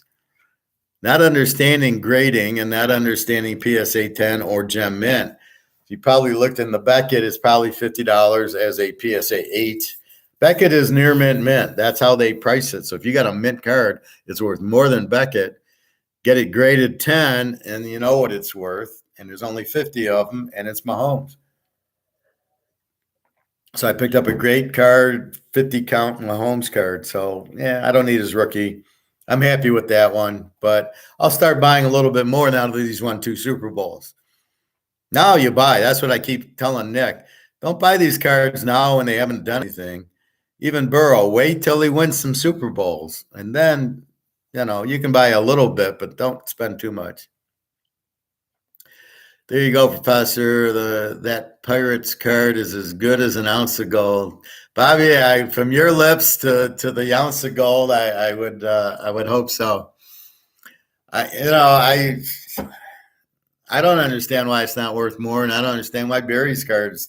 I got Barry's card in the same set. A couple $100 for Barry. I mean, oh, the guy did steroids. So what? I mean, fuck. I got a card in Pro Set that has somebody on it with the Menendez brothers on the card. So it's like Sam Vincent or one of those with the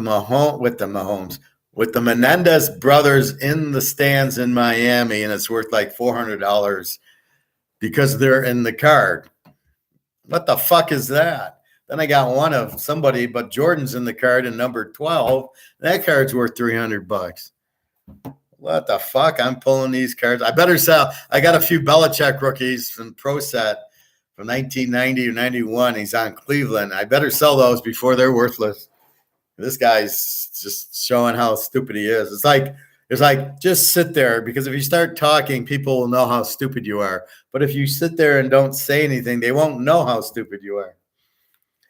All right. Okay. So we got West Virginia 3 and 49.5.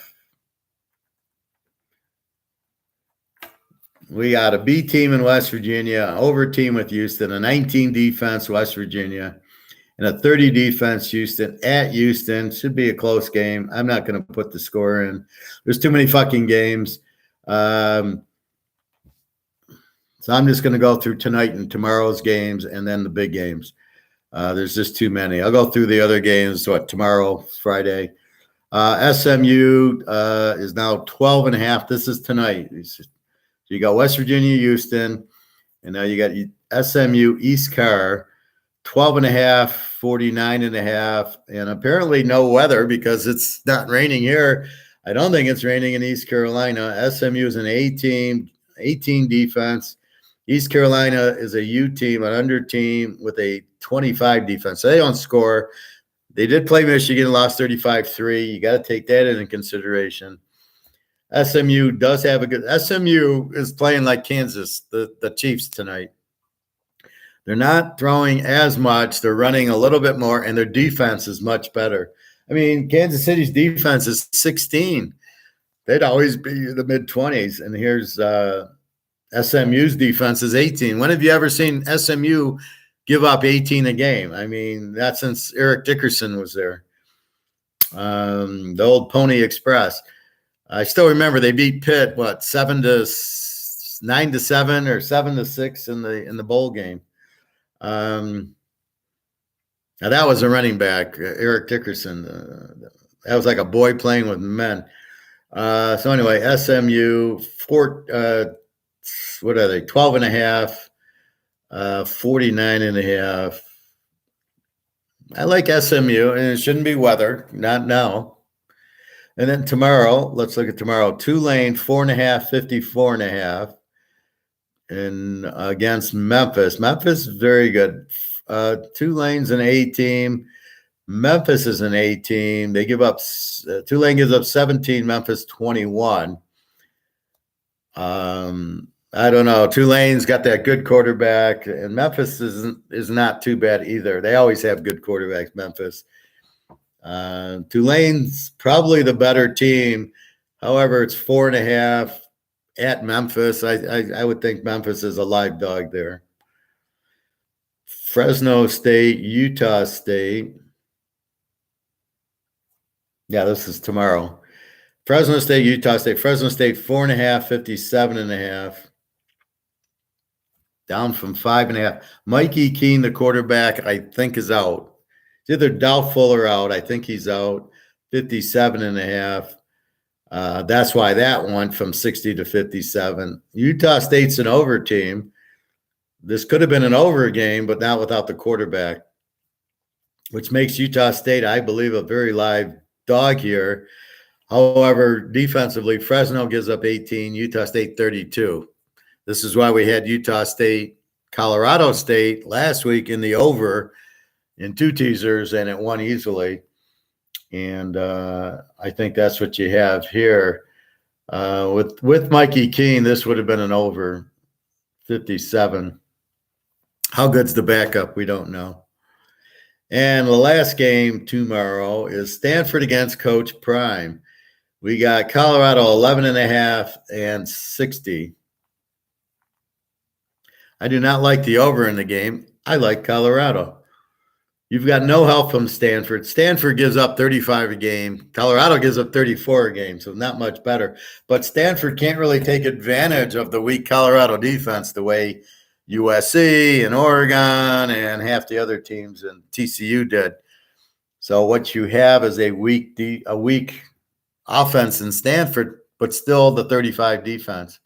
So Prime Jr. should be able to light it up and get his 500 yards passing again and against this weak defense, but they're no picnic either.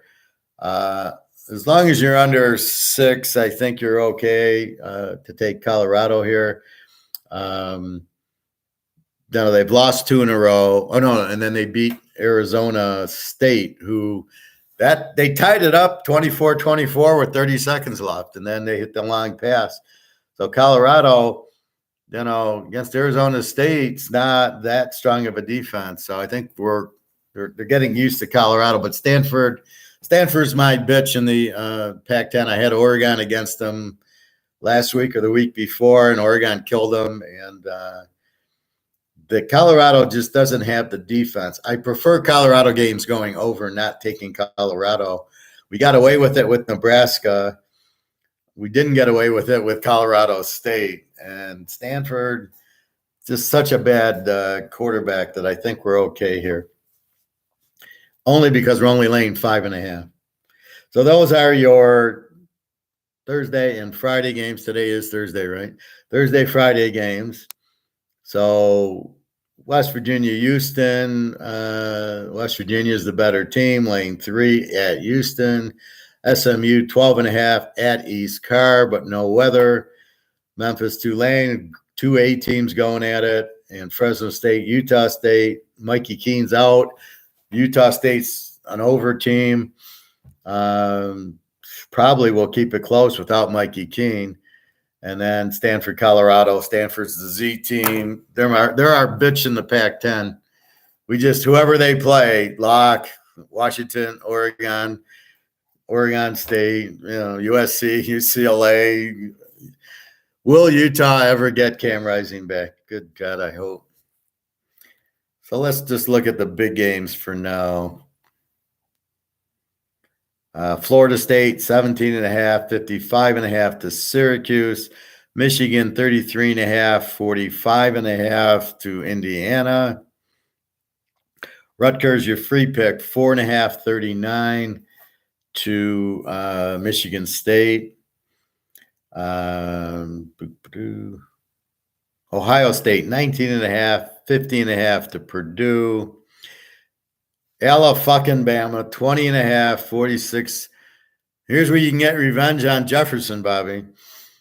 They're playing Arkansas, and the way that defense is playing, Jefferson ain't going to do anything. I like Alabama. I don't know if I like it under, but I think I like Alabama the way Milrose is playing. What they did to A&M is, strong. They just beat Arkansas by 16 or 12 or whatever. Georgia, 31.5, 55 to Vanderbilt. Vanderbilt's got a shit defense. Look for Georgia. I might just play Georgia instead of the under in the game. Actually, I might almost play the over in the game because the way they're playing, 49, Georgia might do on their own. They look really strong. Utah, 11.5 from 13.5, 45.5 is Cam fucking Rising playing. I'll tell you, this game, California is a pretty good offensive team, pretty bad defensive team. Utah, we know, has a Georgia defense, and without Rising, they have no offense. So this could be an under game, more than likely. I mean, just think of Georgia with Stenson Benson. I mean, they're not going to allow any points. Cal might score a little, but Utah is not going to score much. And Utah, that defense, Cal looks good. They're back up. They went to a third string quarterback who looks pretty good, which makes you wonder why they didn't start with the guy. Bobby Bowe.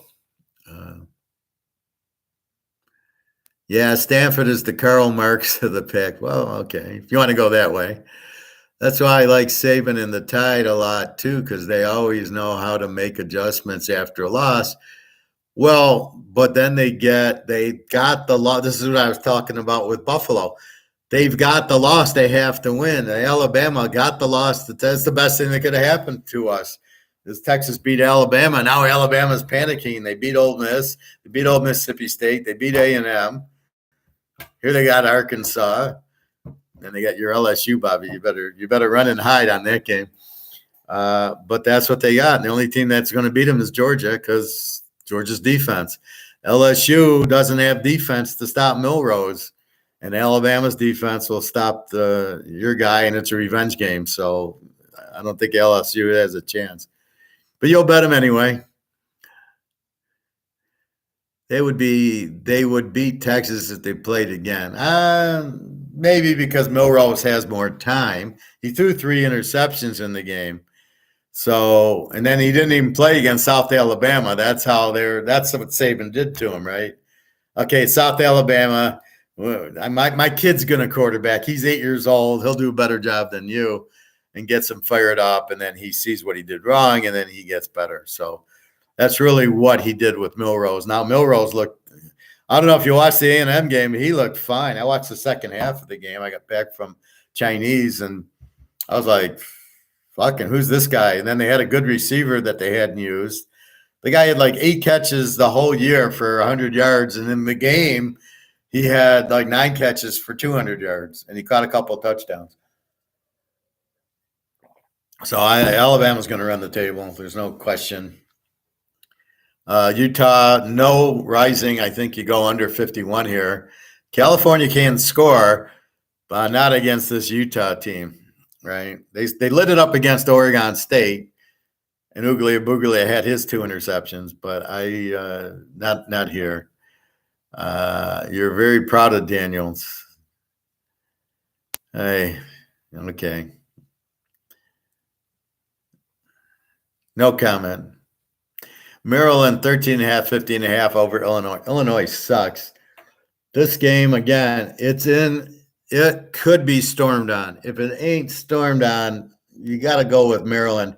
Maryland's the A team. Illinois sucks. They've got a 29 defense. Maryland's actually a good defensive team at 17. Played Ohio State pretty good for 3 quarters. I mean, it was only a 4-point game in the 4th quarter, and then Ohio State scored a few. So I look for Maryland to kill Illinois if we get a. Yeah, I can't believe it. I finally figured it out. Now I got to worry about fucking rain. It's unbelievable, but hopefully that won't be an issue. A&M, Tennessee. Tennessee 355 at Tennessee. Florida, South Carolina. South Carolina's favored 2.5, 51. I do like Florida as the dog there. I don't like South Carolina favored here. Penn State 41-54 against our UMass team. What do we do with this one? UMass actually can score a little bit, as we've seen. I think it's an over because I think Penn State might get 50. Just like the Georgia game, I think Penn State covers it by themselves. UMass is a pretty decent offense. I mean, I wouldn't be surprised UMass gets 10 points in this game. So now we're at 44. UMass can't stop the win. I think Penn State, and they're good at home. Although, who do they have next week? Do we got Ohio State or Michigan coming up? I think. That's why they scheduled UMass. Let's see. Penn State. Penn State. They're at Ohio State. Aren't I clever? I smelled something there that, wait a minute, they're playing UMass. Michigan, I believe, has Michigan State. Yeah, the 21st. So Michigan's at Michigan State. Penn State goes to Ohio State. Just keep that in mind, everybody. So Penn State, their mind is not on UMass. It's on. So I think this is a good over. I think UMass will sneak in and get some points. But I think once they come out of that tunnel at halftime, their mind is on Ohio State next week. That should be a good game. This Penn State, where's that game at? It's at Ohio State. There'll be a very live dog in that game. We'll be getting 7-10 points maybe. Troy and Army. Troy's 5.5, 43.5 to my Army team.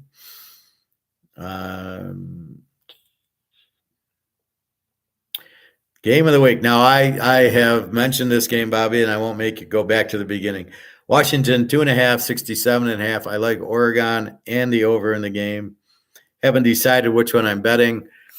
Oregon can run the ball and has a better defense. They have an 11 defense to the 18 of Washington, and they played Colorado, and they played Texas Tech, and they got an 11. Yeah, Texas Tech put up 31 in Texas. This is a revenge game, and Oregon more is like a very strong run offense. And you know they're going to run a lot against Washington, who hasn't faced this type of offense. So they played Michigan State, and I think Stanford. Well, no, Oregon played. Well, let's walk through this. Whom has Washington played? I know Michigan State. All right, they played Arizona 31-24. Cal 59-32. Cal is an over team. Where's Cal? Yeah, they give up 31 a game, so they put up 59 on that. Michigan State's got no defense. Tulsa, Boise, and Arizona is pretty good, 31-24. It should have been 38-17. They got the fumbled at the 2, and they got that. This was my lock a couple of weeks ago. Washington minus 11. They fumble at the 2, motherfuckers. So in this case, the one defensive team they played, they beat against Arizona 31-24, which, again, 38-17. Cal, no defense. Michigan State sucks. Tulsa sucks. Boise's not that good. So they haven't played this type of offense. Well, Cal kind of, and Cal put up 32 on them. And they haven't played, well, a little bit of this defense, and it was 31-24 to Arizona without their quarterback. So they can run the ball very well, Oregon. So I think Oregon's a very live dog in a revenge game here.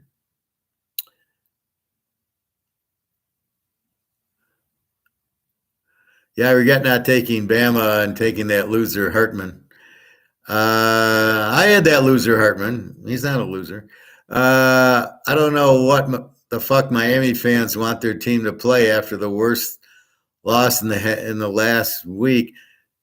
I went on Twitter and I said they need to fire the coach, the offensive and defensive coordinator, because I watched that play. What fucking thing? This happened at the Georgia Tech 30-yard line. This did not happen at their Miami 5, and he fumbled and got recovered and went in for a touchdown. There was like 40 seconds left. He runs the guy up the middle, and as he's landing, he fumbles.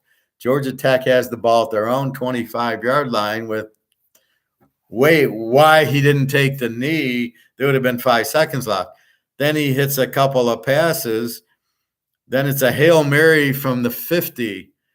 And the defense lets him get behind him on a crossing route. So he comes up the side and then cross behind the secondary.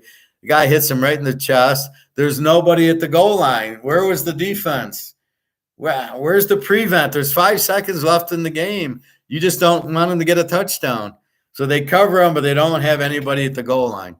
So you got to fire the head coach for not taking a knee.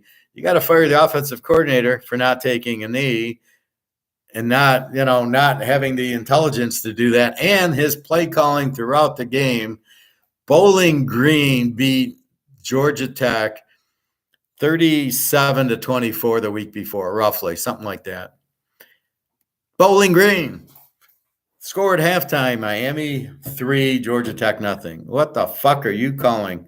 Running plays? What are you doing? So Bowling Green runs up. That's why I locked the over. Bowling Green comes up with 37. I got Van Dyke. Oh, he's going to put up 50 on this team. At 3-0 at half. So you got to fire the offensive coordinator for his terrible play calling.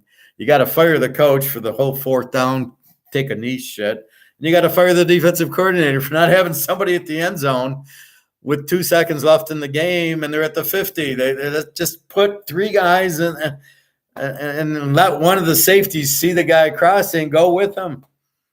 So the guys don't knock the ball down. And there's nobody there to tackle him. But it shouldn't have gone there if he takes a knee because the coach has his head up his ass. If he takes a knee on the fumble, even if it was third down, so maybe there's 5 seconds left. We'll do what Alabama did. They ran around and threw the ball 20 feet in the air and it killed Alabama did that at the end. There was like 7 seconds left. The guy ran around, threw the ball way, way high and out of bounds, and the clock ran out. So I don't know.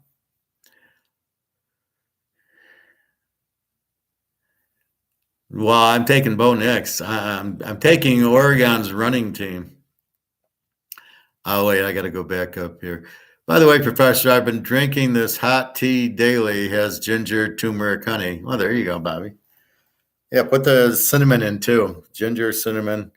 Are you feeling better? Are you sick, or are you just doing it because I'm putting the cinnamon and the ginger in it? But that's good as long as you're keeping you healthy. You like Penn State to beat Ohio State?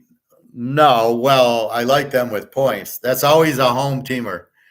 Just like the Penn State-Michigan team. The home team always wins. So Ohio State probably wins. But as bad as the quarterback is on Ohio State, I need points. So if it's 7 and I get 13 with Penn State, I don't know that they win. I like the 13. If the game's even, I'm not taking Penn State. And Ohio State showed you they beat Notre Dame. So we might play it under because I don't think Ohio State's got an offense this year. Oh, shit, you're going against. Yeah, I'm deciding, do I take Oregon and 8.5, which I really like Oklahoma, or do I go over 61? Because as we've proven with Oklahoma, Texas, you can't, even with defenses that are like under 12, you can't stop the offense. So Oklahoma, Texas should never have gotten to 64 with 12 and 8 defenses, but they did. So this game will still get scoring because whoever's behind can easily catch up. So what I'm looking at is Oregon can run the ball. They've got like 230 yards a game running it, and Washington's like 87 or something.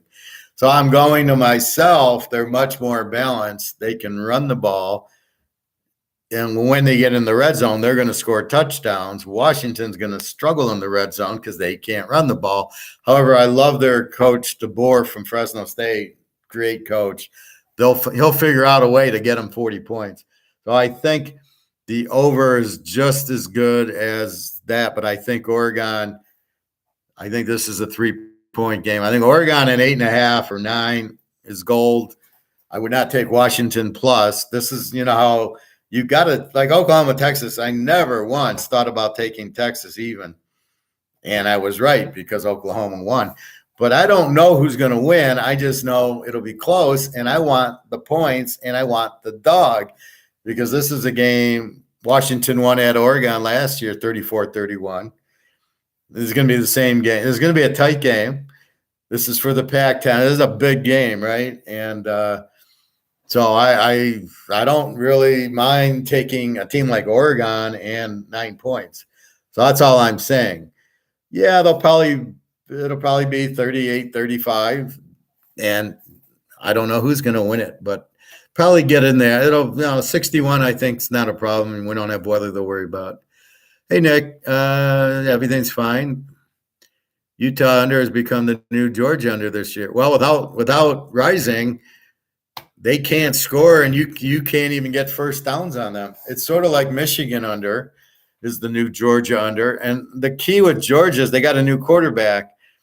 And so he beats Auburn 27-20. He comes back against South Carolina. But then last week, who did they play last week? They played Kentucky, who's got a very good defense. And he puts up a 50 on Kentucky. And you saw what Kentucky did to Florida. They killed them.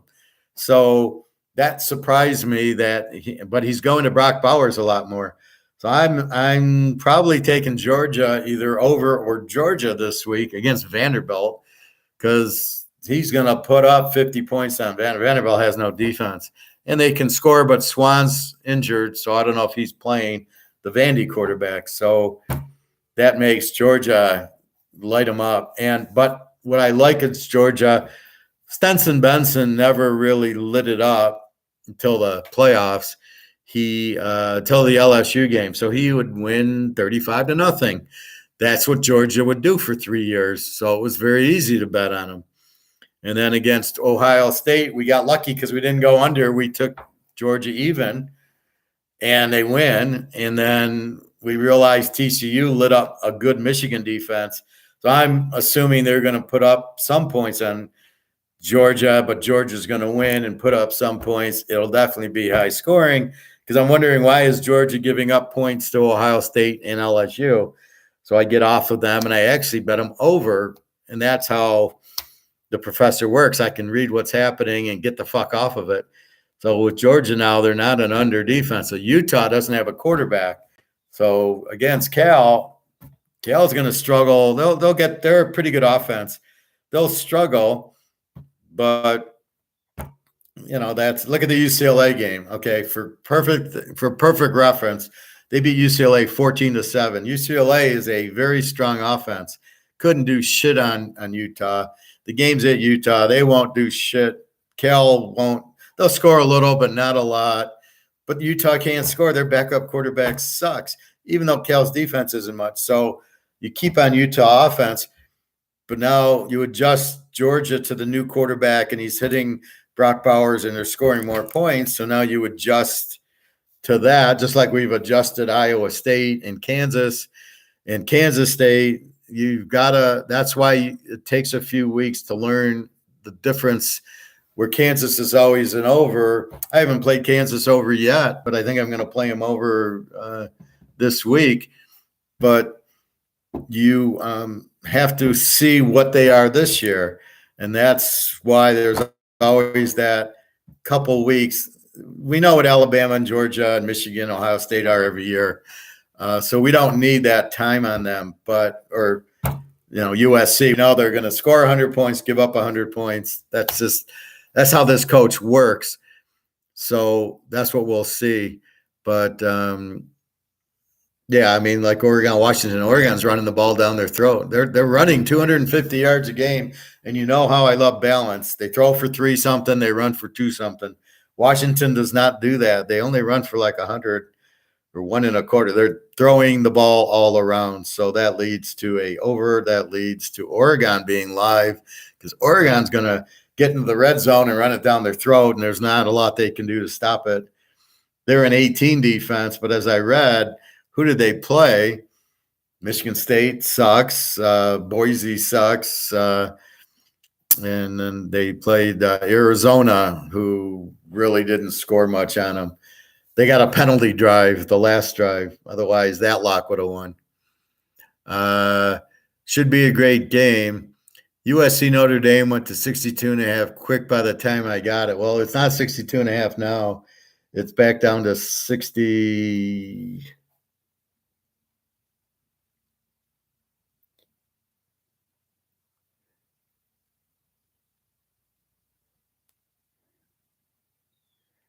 It's 60.5 now.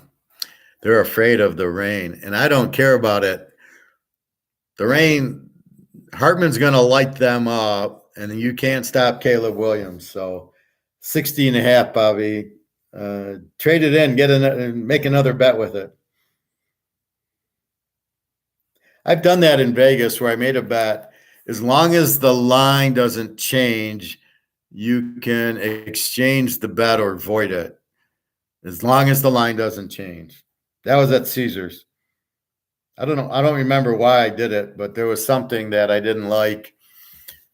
And I think I liked another team, or somebody got injured. And I said, can I void it out? They said, it was either you can void it or you have to make a new bet with it. It was one of the two, but I was able to void out the bet. Yeah, those college playoff games last year were great games. Yeah, especially since we won on them. I loved it. I was sitting at MGM Grand in Detroit, and I had TCU, and I was the only one in the room with TCU, and they're up, and I'm cheering, and everybody's looking at me, and I'm like, fuck you, you Michigan people. I love it. Sorry for that. I meant what you said about what you put in your tea. Cinnamon, ginger, lemon. I squeezed some lemon, a lemon. I cut the lemon and squeeze it. So it's mostly ginger. Well, like here, it's ginger and cinnamon in there, and then lemons if you can. And I've been going. I buy the ginger root, so I showed you. I just cut it up, then I peel it like I would a cucumber, and just pop it in. It's a little bit strong at first, but I don't know how long. Well, here I don't know how long. So here's the ginger root, right? So I'm gonna skin it and just pop it in the water. Or what I do is I heat up my coffee with a lot of water, and then I put it into a regular pan with the lemon and the cinnamon in there and the ginger, and then I let it cool and mix, and then I just pour it out of the pan into my cup because it's all mixed with all the ingredients. Let's see. I don't get that line. Well, I'll show you, Bobby Bone.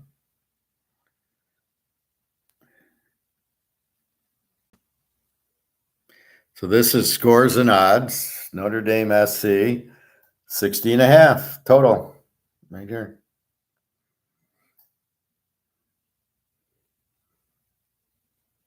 Now here you can actually have SC as a on a money line at 118, and Notre Dame you got to do 145. It seems ridiculous, right? Why isn't it 145, 140 USC? You only get 118 with USC. That's why I say fuck the money lines. But there you go, 60.5. Let's see. So all right. So let's get back to it. You drink it cold or hot? Yeah, either way. Like now it's lukewarm, but in the pitcher, I don't have my pitcher. It's cold. I keep it in the fridge. This way, I'm not tempted to drink pop or whatchamacallit, the what's that? Those sugar-free, God, I can't think of the name, but Crystal Light. So I'm not tempted with pop or Crystal Light. I come home and I got this very tasty water that's very healthy with ginger and cinnamon in it.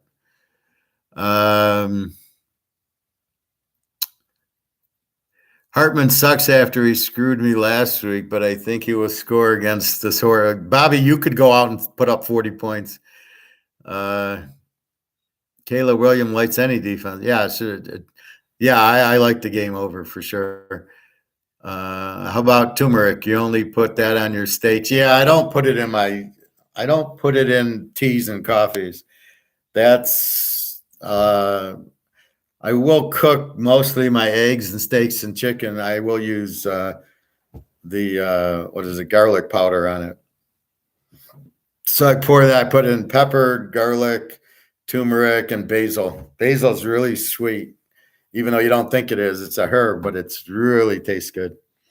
All right, so let's get back to it. So Oregon, 8.5 or 61.5. I think they're a live dog like Oklahoma was. I think they can beat anybody. I think Washington's a very good team, but I think Oregon, when you look at the defense, Oregon gives up 11 and they give up 18, and they played Prime and they killed Prime 42-0. Don't forget that. You guys are just passing that over. Prime puts up 40 on everybody, and they play him, and he puts up 11.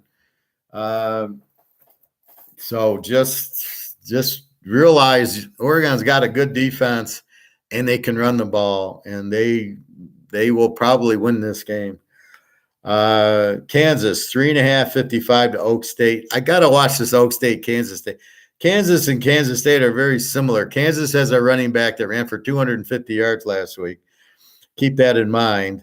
Oak State, somebody like Bowman. Well, I looked at Bowman's stats. He's got 2 touchdowns and 3 picks. So I don't know. Now, he used to be at Texas Tech, so I know he's a good quarterback. No touchdowns. Oak State's been having trouble since Spencer Sanders left for Ole Miss. They've needed the quarterback, which you need for Mike Gundy's offense. So that's why they've been a little hurt. I don't know what to do with this game. This could be an over game. Kansas is a over that gives up 26 on the defense. Oak State's an under, gives up 23. So I could see getting to a 51 in a Kansas game. Yeah, that makes sense. Iowa, Wisconsin. Wisconsin's 10. Their injury list is like 25 players, but it's been like that the whole year, so I don't know what to make of it. But Mordecai's there, and Mordecai's surprising. He's only got like 4 touchdowns and 3 picks or something, because when they get into the red zone, they keep handing it to the running back, that Allen guy, and he's got like 10 touchdowns. So when they get in the red zone, they hand it and they score.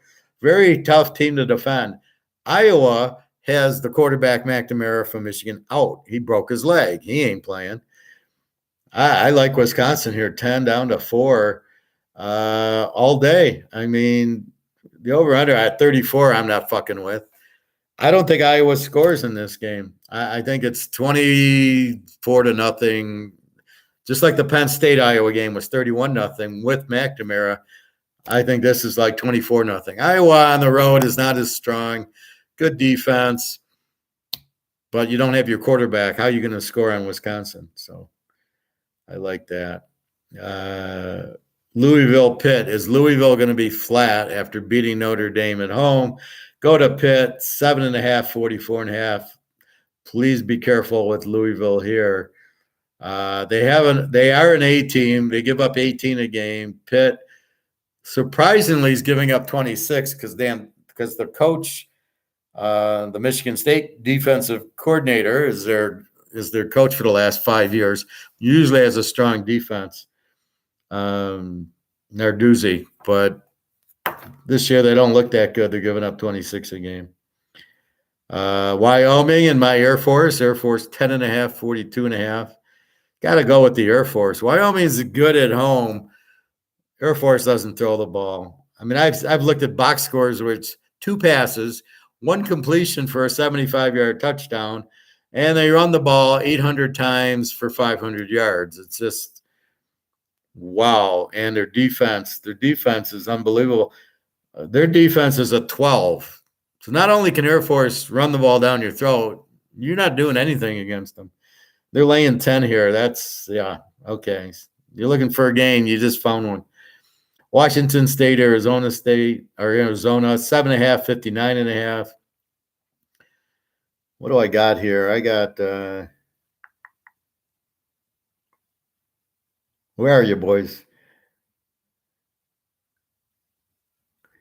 Washington State.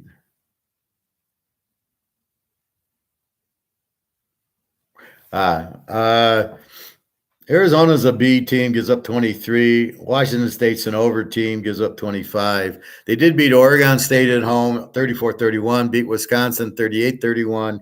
So they were higher scoring games. They don't have the same defense they had last year. Arizona, again, they brought their backup quarterbacks okay. They played a good game with Oregon State last week. That was very exciting. No, it was USC.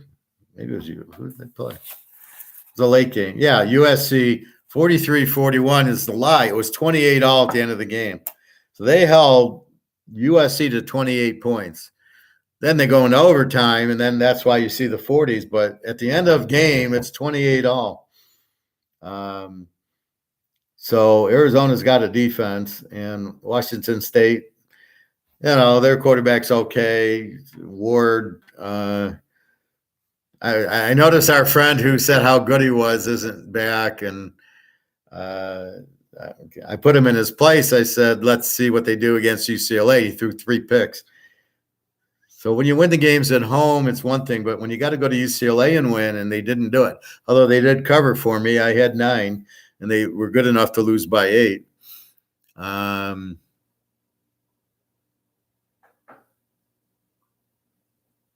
Okay. So keep that in mind. I think Washington State wins over under a 59. Maybe we get an over on that. So Arizona's quarterback, if DeLuca plays, this is an over. Otherwise, you got to be careful of Arizona's defense. Again, you hold USC to 28, you can play some pretty good defense. The first quarter, they were the first 4 possessions USC had were 3 plays and punt. 3 plays and punt. The first 4 possessions of the game last week. And that's why it ended 28-28 until with the overtime. I always love that. They play the whole game. Then they get in overtime, and it's like, here's the ball to 25. What's the point of that? Kick off and play, and if you can drive, you win. It should be sudden death.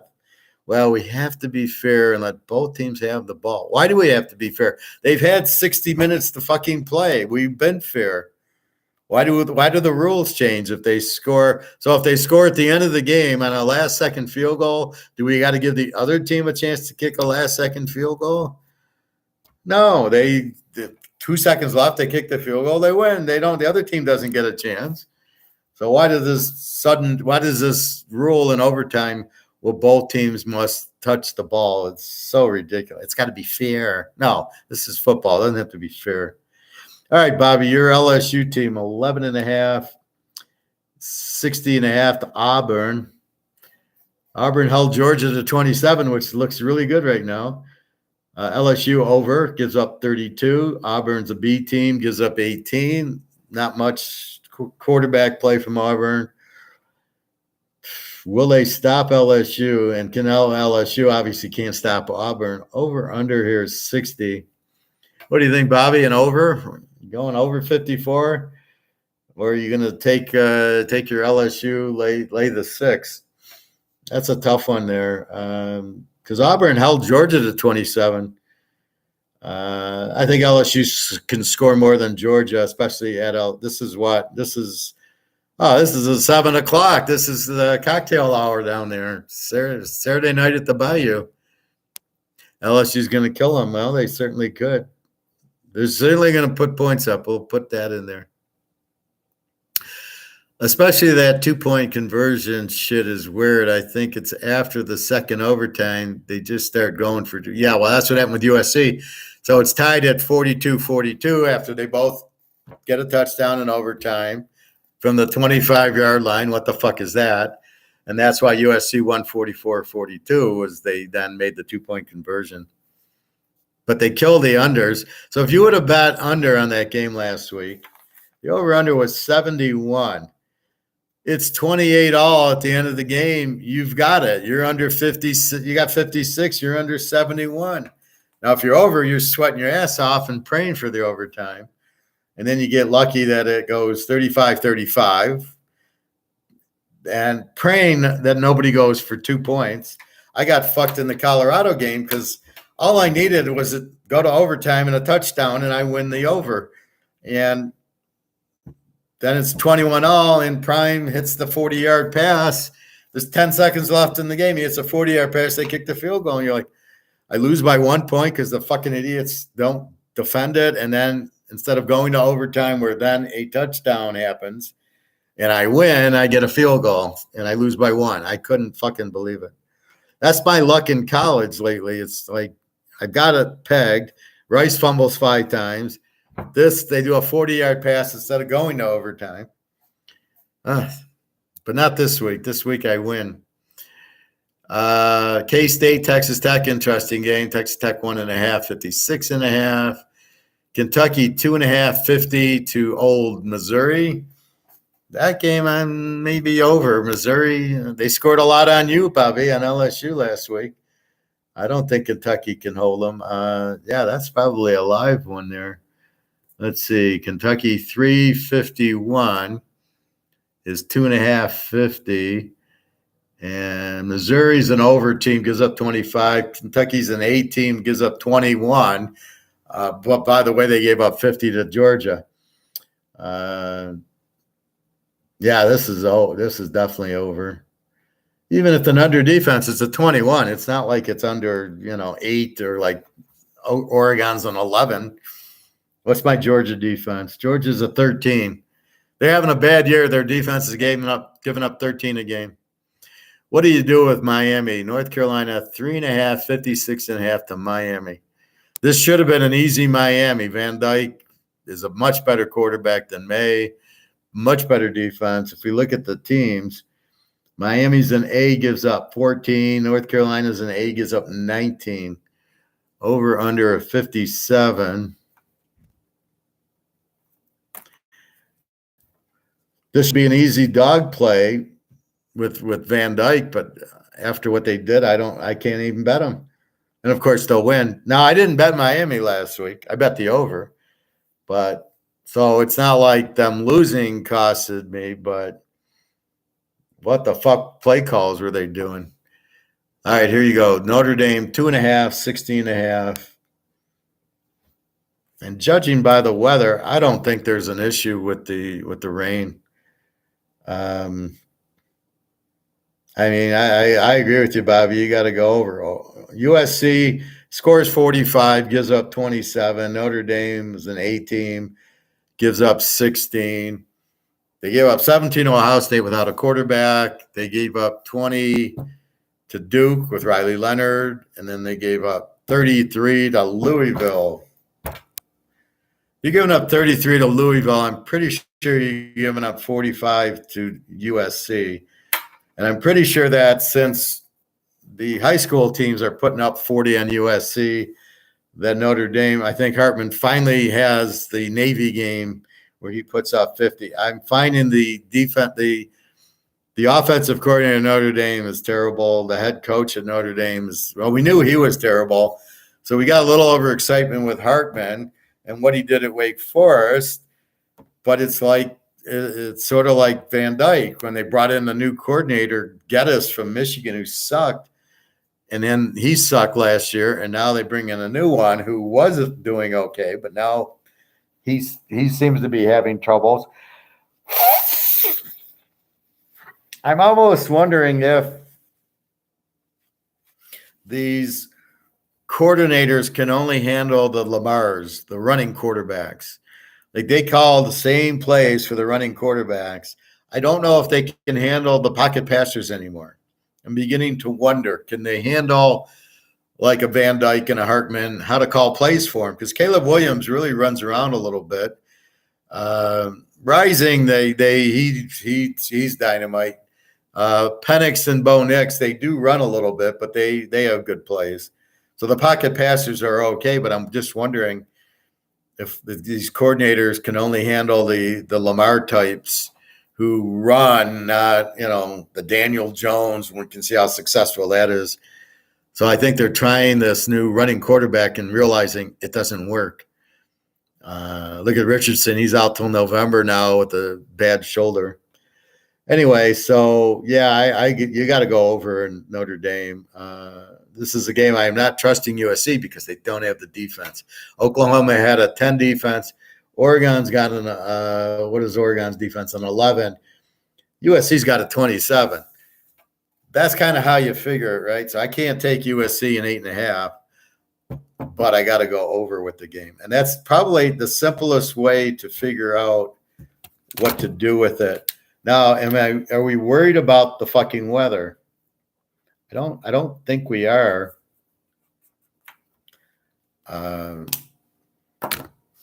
There's no weather tonight, and it's Thursday. This game's Saturday night. I mean, I'll walk out Saturday and out of the house, but I don't, and it's not going down. So I'm not worried about it. Duke 344.5 to NC State. Be careful. Riley Leonard is listed as questionable. He hurt his ankle at the end of the game last week. Somebody rolled up on it. I saw the play, and he's limping around. I don't know if he'll be ready.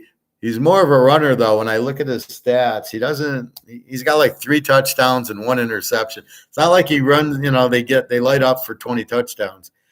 The only one really like that is Caleb Williams and Bo Nix and Penix, and not even Hartman's not.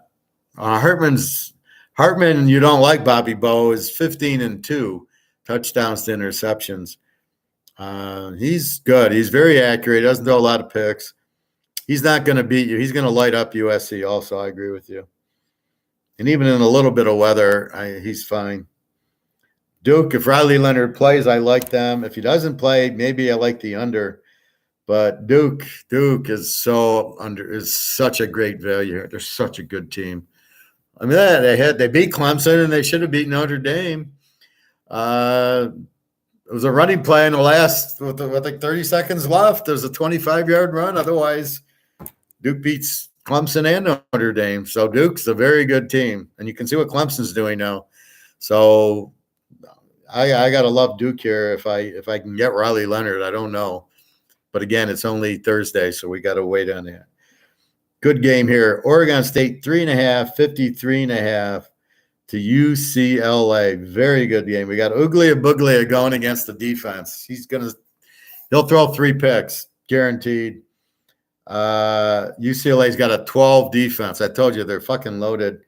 Oregon State's got a 20, and over/under on the game is 54. And 3.5. UCLA's quarterback's good, but he's kind of new. He's a freshman, and Oregon State's got Uglia Buglia. So I like the game under because I think UCLA shuts them down. And I don't think it'll be like the Oregon game 14-7, but I think it'll be pretty low scoring. Yes, Oregon State looks good against Cal, but, you're playing UCLA now. And UCLA's got the 1 loss. They beat Washington State. I look for UCLA to play them. A very good game. Probably an under. Because UCLA is just such a dominant defense. See, it's funny. They were a great offense with Thompson Robinson. You never think UCLA is going to have this great defensive team, and then here they are. And they're very, very well. Utah's 11. They're 12. It's very similar defense. And then Boise, Colorado State. Boise's an over. Colorado State's an over. The over-under is 60. Go over. Don't fuck around with it. Boise, 7.5, 60. Just over. That's a no-brainer. I mean, that's probably the easiest game on the board. That's really where you don't want to fuck with the Oregon-Washington over with those defenses. Boise scores 40, gives up 30. Colorado State scores 40, gives up 36. It's a beautiful over. That's what you want. High-scoring teams against teams without a defense. I did it last week. Colorado State, Utah State. Game hit 80. And there's another over in there somewhere. See, it's different than like the Penn State, UMass, let's go over, but Penn State's got a really good defense. Here, you got teams with no defense and a good offense. And it's just up and down. Mountain West, first one to 90 wins. All right. That is college and pro. Your free pick, Rutgers, and your free pick, Cincinnati, Seattle, over. Rutgers. Don't. It's not an over-under. It's a Rutgers. Go Rutgers. Beat Army. Beat Navy. Gold price, paper gold, 1868, silver, 2181. We don't really care. Is my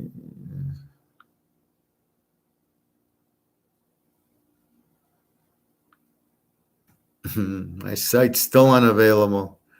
So again, anybody, this is what you're getting if you come to the site. Just email me. The email is in the title. email me. I want to buy your picks. I bought your picks. I can't get to them, and I'll send you the picks. Again, I'm waiting for the weather, which seems like I'll probably know everything tomorrow, because if it's still sunny and nothing's really happening, maybe I'll even get up Saturday morning and see if there's rain here. But really,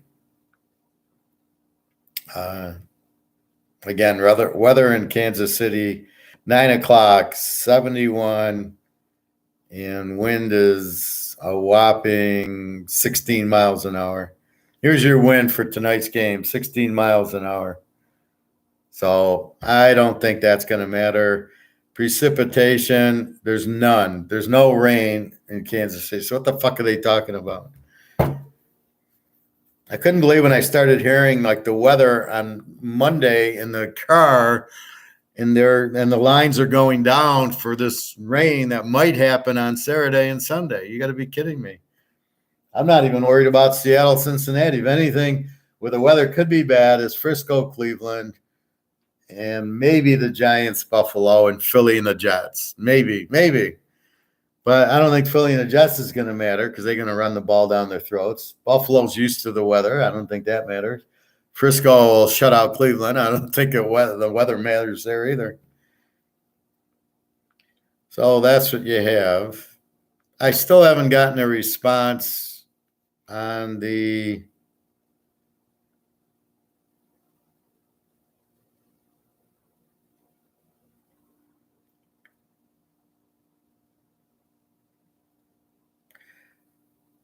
on my interview.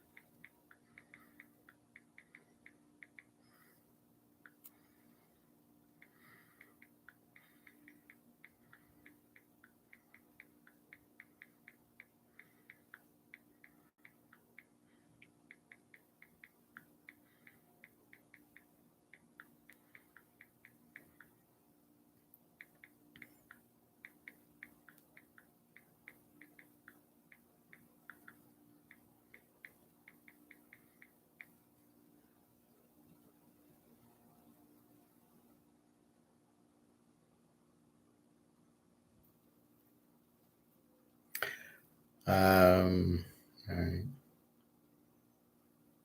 So again, I'm getting emails. The site's down. Well, that's what I'm trying to do here. So yeah, just if you want to buy, I'll just email you the games as opposed to go to the site for them. I've already had my normal guys sending them, but I have my lock and I have tonight's game I already played. So I have really 2 picks up there. Again, waiting on the weather for Saturday. And then the pro picks, I'll probably start putting them up. But I got, I got 10 picks,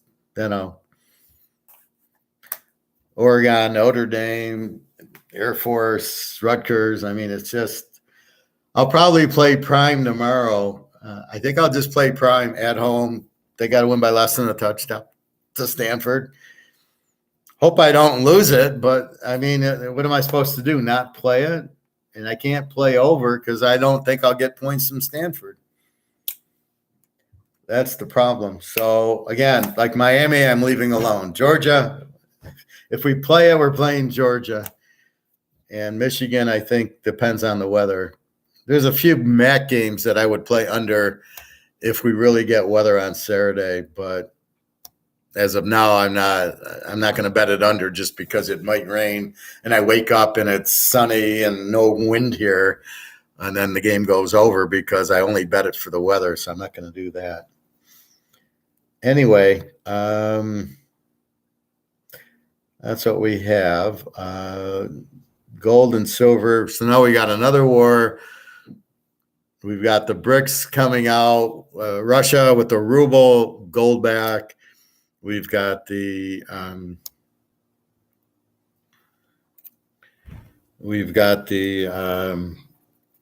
oil for gold, gold for oil from Russia also. So it's coming.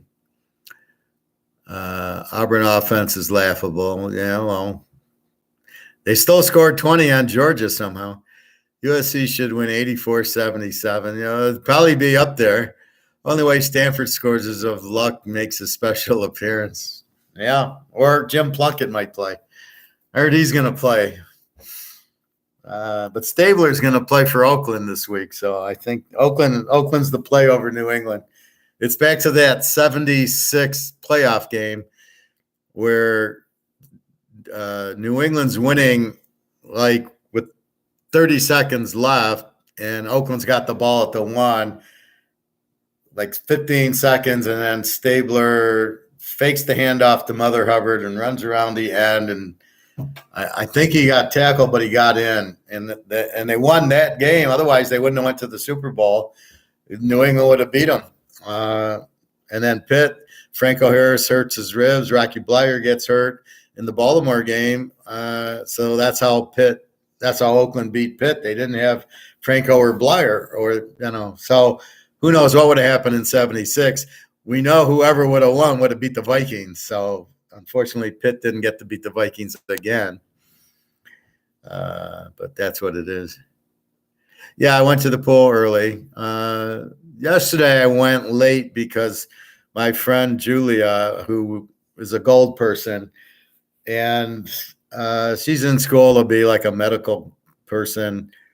And so we talk. I says, you have any silver? I says, you have any gold? She says, my dad tells me about it, so I know about it.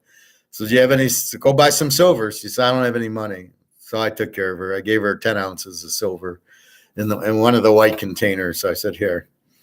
She says, you don't have to. And I said, well, that's the beauty of it. I know I don't have to. But I got all these chuckleheads who won't listen to me, and you understand it, but you can't afford it. So here's 10 ounces. When it hits $2,000 an ounce, buy me something. But she's nice. She's real friendly. Real pretty, of course, and so I don't mind helping her. And it was like no strings attached. It's just I like how she says you don't have to, and I go, I know, but she took that silver so fast, your head would have. I said, here, and then she was lifeguarding, so when she went back in on her break, she opened it and looked at it, and I said, make sure it says Troy 1 ounce silver on the bottom, right? She says, yeah. I said, make sure you see that. So we were talking. No, I gave her 10 ounces of silver. So I gave her the white container of 20. I took 10 out, and I gave her the other 10 because I know I'll have to give the other 10 to Jenna whenever we meet. We're supposed to meet, and we're either going to Italy or Greece soon, but she won't give me a date. Her son had to take a medical to join the Ukrainian army, and I'm going, don't get him in the army. The Russians are going to kill him. It's all Russia. They're like Georgia. They're going to win the game, so don't put him in the army. He says, well, it's legally. I just send him back to Poland. Don't leave him there to go into the Ukraine army. So he had to take a medical exam for that and something where he joined college at 16. So he's in college at 16 there. And I'm, just be careful. And then she's getting a new window in she's got one of those apartments with the window frame and the window, I guess the frame's splitting. So it's $300 for a window. So I gave her $300 for the window. And I can't get a call back. I can't get an answer on the interview I had last week. So I interviewed last Thursday. When can you start? How much money? I say, I want what I got at Harley. I said, no problem. We should get back to you in the next few days. Okay. So I don't think Friday, but Monday I thought I'd hear, now you're going to interview with the VP. We'll set it up for, Wednesday at 9:00 or whatever. She said, what time? I said, anytime's good. I said, I go to the swimming pool from 10 to noon, and then I do this. I didn't tell her this. I said, so I like to go get up and get it out of the way, because if I go late, then I'm starving at 7:00 and I can't eat. So if I go at 10, that's why I'm eating when the show starts. I haven't eaten, and I've swam, and today was 1:00. So I emailed the HR person at this. It's a cybersecurity company, which I like. It's not automotive. And I said, "What's when's the next stop? Or has there been a decision?" I haven't gotten a no, so I thought that's good because I think they give you no's, but I haven't gotten a yes either. She hasn't said, "Oh, here's the next time." She did say, "You'll be working with him, and you'll be working with her, and when can you start? And, okay, how much are you making?" So I checked all the boxes. So I'm waiting for the interview with the VP, and I'm like, okay, but I can see where he could get real busy. They're all working remote, so I could see, he's on vacation or something. Who knows? But I did send an email. I'm interested. When's the next step? And I haven't gotten a response. So that's really what I'm waiting for, and hopefully I get that, and that'll make the trip much better.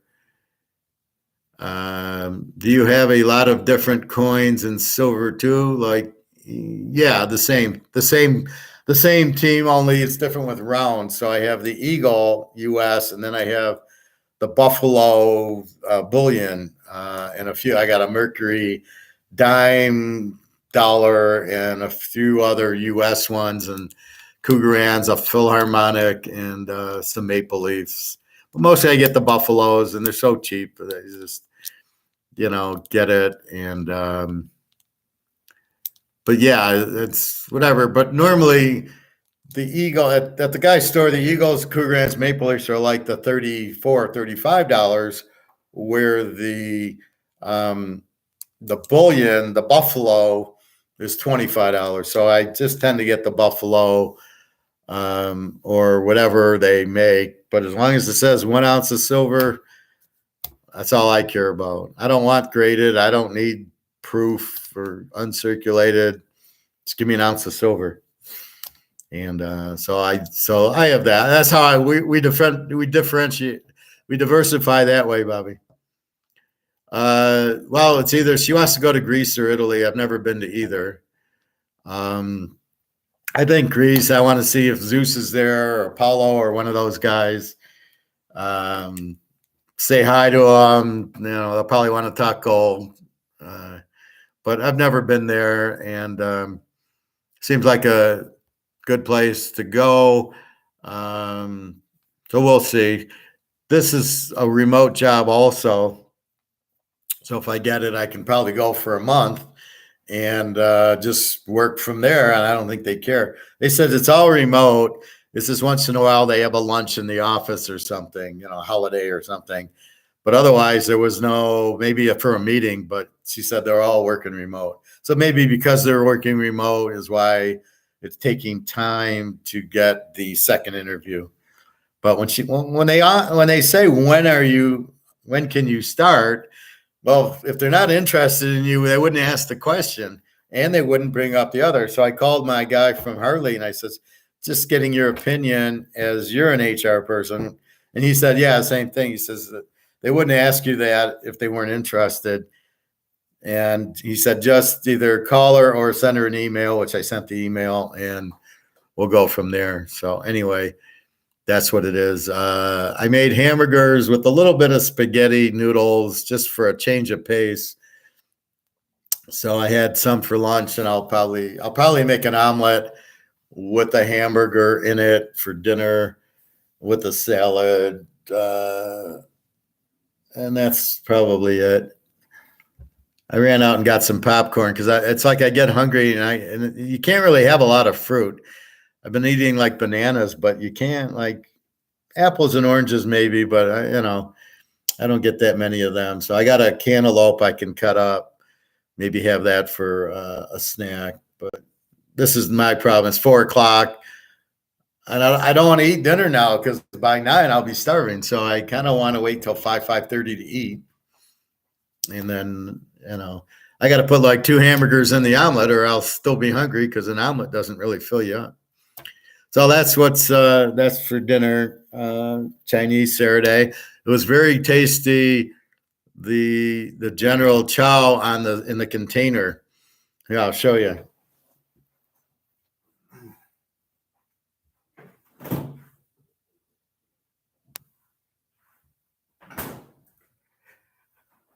So this is sweet and sour sauce. So instead of giving me, what she does is she pours it on the bottom chicken.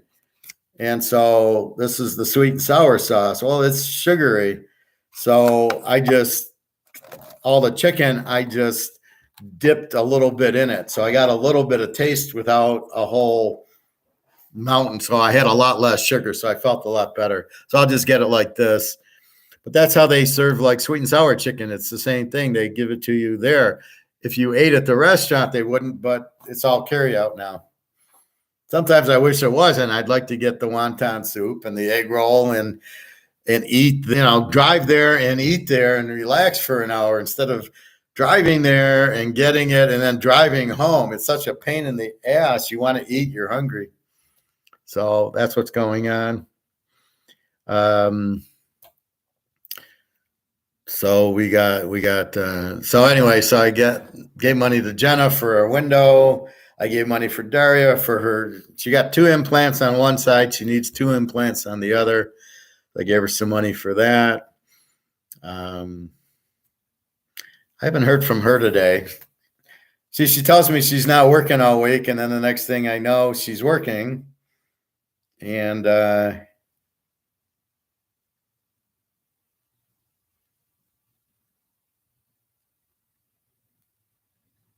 but I haven't heard from her.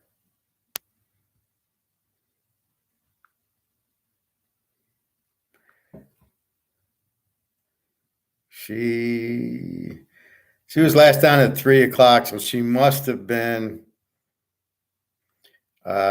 She must be at work because she'll pop in, but she can't really respond. But it's funny because with some of the girls, they'll read my stuff, so it turns blue. But with her, she doesn't. So I don't know if she's seeing it. I assume she is, but she's just looking at it. Anyway. No, Russia and Ukraine, I think, are the same time zone.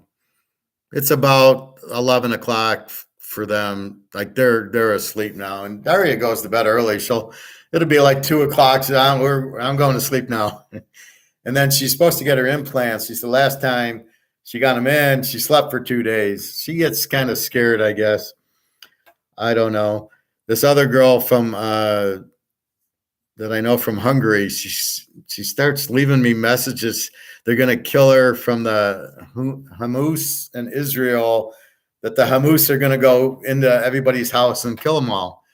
She said, I got friends in Israel and they're saying the Hamas are going to come in and kill us all. And I'm like, you got police there, you got army. They're not going to let them just walk in and fire. And she's all scared. I says, just relax. Just, go to a hotel. You'll be, they're not going to come in there and the hotel is going to let their guests to get killed. I mean, it's like, people don't do that. Only the government does that, but otherwise, no. But yeah, that's what's going on. So we'll see Alligator or Egon tomorrow. No, Mark McGuire tomorrow. I don't know if we'll have a guest or is it the guest one, but yeah, I'll be a guest next week. But anyway, so we know everything's going well with Russia as far as the gold-backed ruble currency, and then the gold for oil, and then brics. Now I saw a quote where it said brics will come out 3 years with de-dollarization in the currency, and it's like they're trying to keep people calm, like, oh, you've got 3 years, which nobody understands anyway. But Russia's already coming out with gold-backed currency for the ruble, so it ends very quickly, very soon. How about Kenzie? She's in the U.S. Well, we don't know who that really is. I assume is it Kenzie? She's in Vegas, or is it Ivan, who's in Russia, contacting me saying he's Kenzie? Well, the problem I have, Bobby, is I get pictures from Daria and pictures from Jenna, right? They send me pictures, but Kenzie can't send a picture. Now we all know what Kenzie does, and I've got her pictures online. Normally that's what you would think is why can't she call me and send me a picture? What kind of bullshit? Oh, my manager won't let me. Well, that's because you're not real. I mean, how do you talk to your parents? The managers let you talk to the parents, or you can't call them. You can't send anybody pictures. I mean, it's such bullshit. So I just, I don't care. Yeah, I blocked her and then I deleted her number. So I don't even have her number anymore. I could get it from an old Instagram, but I don't want to. I don't want to play the game, Bobby. See, that's what I was talking about. Girls with the games, right? Where I like the game that I play with Jenna and Daria. Just that whole scenario. But with Kenzie, it's a pain. Yeah, I want money. Oh, you want to meet me? I want money. Can I have a picture? No. Can I have a phone call? No. I don't want to play that game. So I don't want to keep WhatsApping you and you keep saying, well, you need to pay. And I said, well, I'll tell you what, I'll meet you and then I'll give you the money. And she won't do it. And fuck you. What? I don't need to waste time. I mean, if we go to Amsterdam, you go to the red light district, you give the girl the money, but you know who you're giving it to. And I'd much prefer to know who I'm giving it to see if there's chemistry before just giving her money. So sorry, Kenzie, I don't, there's no way I'm giving you money up front and then watching you scam me because you're not real, because you won't send a picture or a phone. Why can't you give me a call? Or she comes on here for hi. And, oh, okay. Yeah. Now I believe it's you. It's just I don't want to deal with that. I don't need it, because with Daria and Jenna, I got two girlfriends and they're just as pretty, and I get text and I get pictures and here's what I did today. So what do I need Kenzie for? I mean, she doesn't understand competition, or she thinks there is no competition. I was watching one of these porn girls on an interview, and it was they're very stupid. Oh my God. She was saying that, well, the guys we work with, we don't date. We just screw them. And one of the guys wanted to date her, and she got all mad. She says, I'm married. So the husband will let you go screw in porn. That he's got no problem with. But if we wanted to date, you can't date me because of your husband. I mean, it was the stupidest thing I've ever heard of in my life. So it's really difficult to play the game with these porn girls, because you don't even know, they don't even understand the game at all. They missed the point by 5 miles. That it's unbelievable. So I was watching her interview and she's explaining, no, we just, it's like we come here and we screw and we want to get done quickly so we can go back home. So you don't want to make friends at work. You don't want. One guy gave her flowers. She didn't want them. What am I going to do with the flowers? I got a husband. So you take them and bring them home and put them on your thing and saying, yeah, one of the guys gave me flowers. Who cares?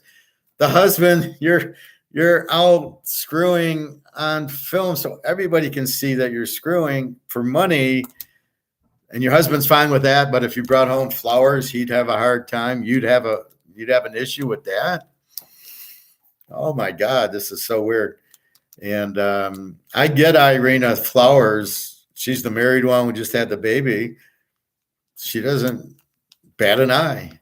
I gave her a Christmas gift with the coffee and the liquor and the chocolates and all that. And I said, I'll get you for Christmas. I'll get you that instead of just giving you money. And I says, what do you tell your husband? She said, oh, I won it. I won it at work. She says, there was a gift, so I won it. He doesn't care. I mean, so anyway, it was like, so the porn girls don't date. They just screw for money.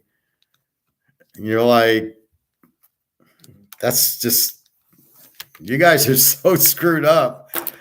Oh my God. And one of the guys got upset because she wouldn't date him. He left. And I can understand that you want to be friends with the people you're having sex with. You don't want to have sex with strangers that don't mean anything. Just just go through the act without any emotion. And I'm like that, but I don't say, but they're like, well, we don't want to get attached to you. We just want to go through it. It's work, get paid, and go home. And this is why she's not married anymore. Um, but you want that emotional connection. That's how I am.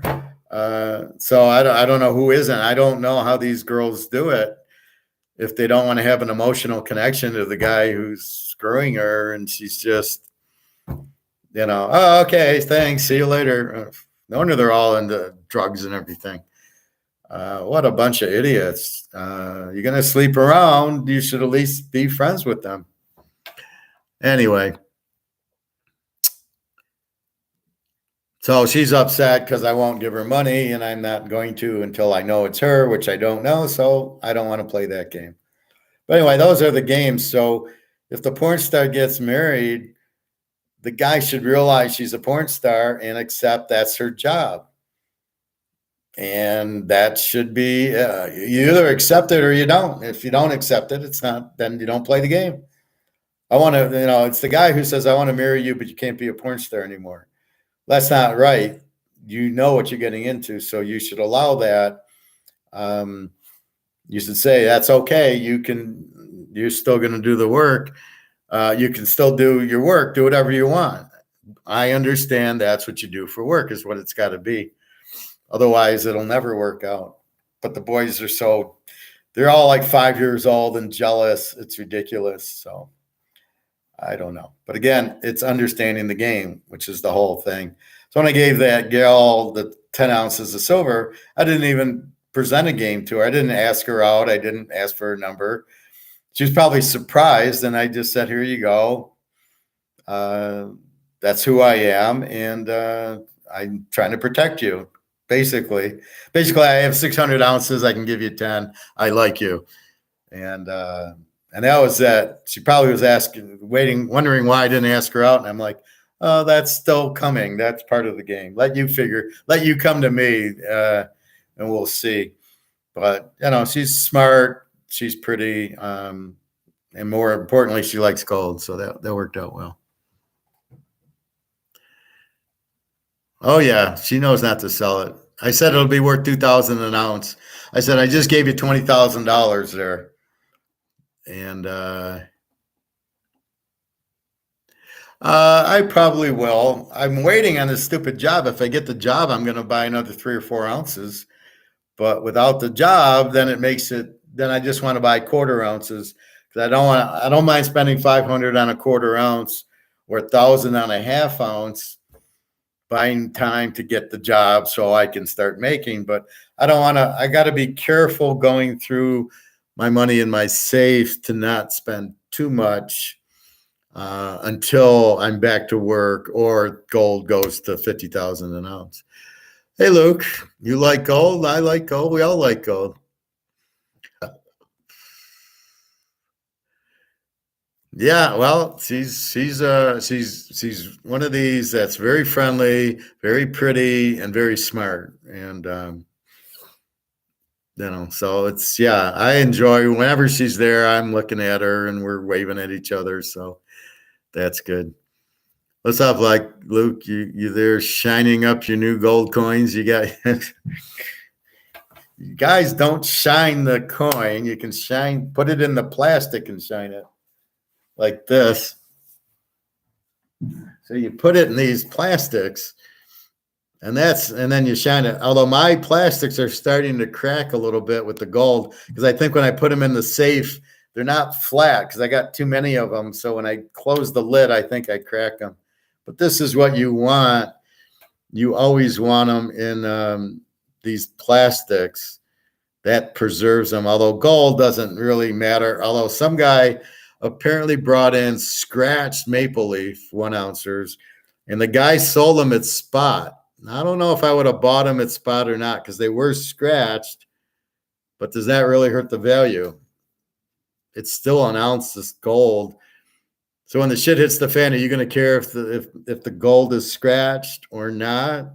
Oh, I don't want that gold. It's scratched. Let's announce the gold. Yeah, but it's scratched. Again, it's not a coin collection. It's not the Bobby card. Like this is Gem Mint, right? But it's not. This wouldn't be condition sensitive. This is not condition sensitive. Well, this chip is. These are graded also, right? So if I got a PSA 10 on this, it's worth a lot of money. This is pretty worn, but I just got it because I got it when I was there. I would play blackjack and you'd get like 7 to 6, so you'd get an extra couple, and then you cash in all your 5s, and then you keep your 1s. So you're not worried about condition. These are all handled and everything. I'm stacking, Bobby. Just got another monster box as well, hoping they come next week. Wow, you really are stacking up, Luke. Nice work. The card is worth more than all of our medals combined. I wish, Bobby, I wish your card was like the Tom Brady one. There are some of your cards that I saw that are rookie cards that are like glossy cards, which are like a subset. They're not the regular card. They're they're a whole different set of glossies, and they're worth more. Your card in the Desert Storm, there was a 90 or 91 Topps regular, and then there was a Topps Desert Storm, and all the cards in the Desert Storm set are worth like 100 times more than the regular. So if you have Topps Desert Storm of you, that might actually be worth something. We might find a good Bobby card. No, it's I want to say there's a score. There's a Topps Tiffany. There's a score glossy his year. Yeah, I'll show you.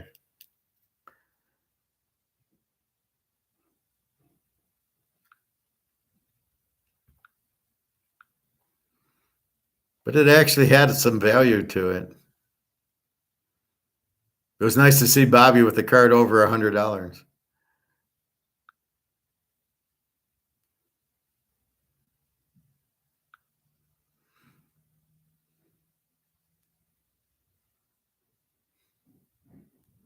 See, Bobby, if you would have played in 1965, that could be you. And then we got the Brady card at 4.5 million.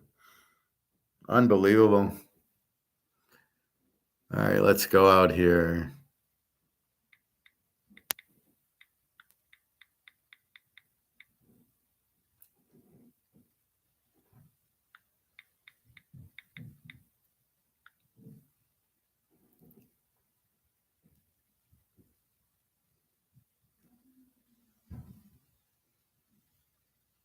Here's like an 89 Tiffany. And the Tiffany's like more limited than the regular set. Oh, wait, I got to add PSA 10 to this, don't I?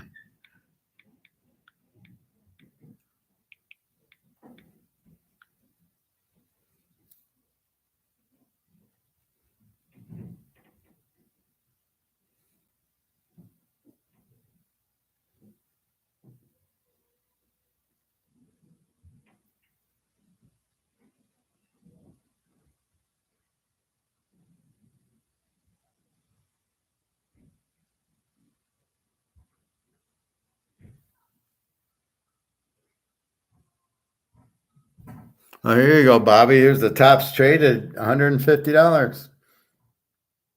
And it's PSA 10. Yeah. There you go.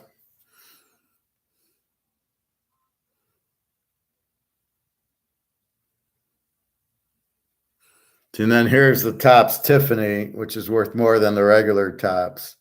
But this is only a PSA 9. There's not a lot of PSA 10s on you.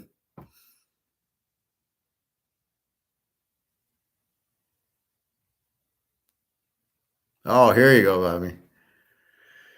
$750 for you, Bobby. Topps traded Tiffany. Tiffany's is like the counters, then the tops. So there's tops traded. Then they made a real small run called Tops Traded Tiffany. It's a little bit different looking card. I mean, it's the same card, but see in here, low population 13. So there's only 13 PSA 10s. But if you look at the back, it's a little bit different, a little bit shinier. There you go, Bobby. You got a card worth $750. Oh, it's a buy it now. These aren't sold. The guy, is that you selling it, Bobby, for $750? Do you have the Tops Traded Tiffany?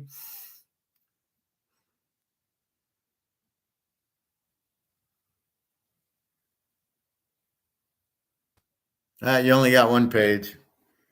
Anyway, there's like, let's see, Score Glossy.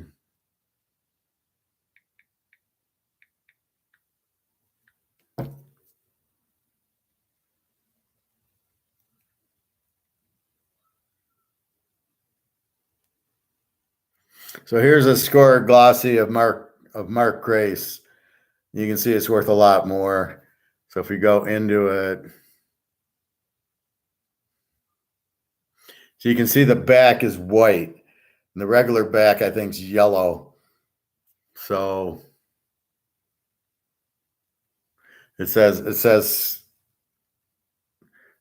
Score Traded, and then you see it says Glossy on it. So it's a little bit finer. It's the same card as the regular Score Traded, but the Glossies. So I got some of those, but that's where you'll get a little more value. We found Bobby Bow has a well, it's a buy it now card that hasn't been bought yet. Here's Bobby putting up another one of his rookie cards for 127. He's trying. Give him credit. 127 for his 87 Tops rookie. Just a regular card, not the glossy.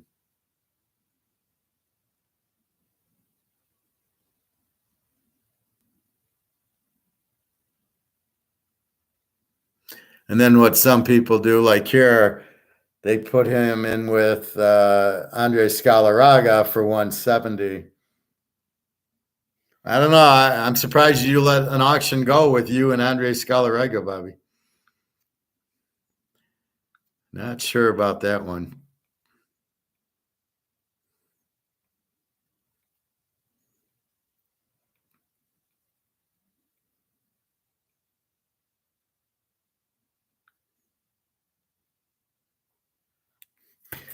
Anyway, you have that Brady card, Professor. Not that one. I have another nice one. It's a Topps Chrome or Bowman Chrome refractor. I think it's the Topps Chrome. No, I think it's a Bowman Chrome. It's 13,000 for the regular card PSA 10. I got the refractor. So I'm shooting for 80, 90,000, but I got to get it graded to PSA 10. That's the best Brady card I got.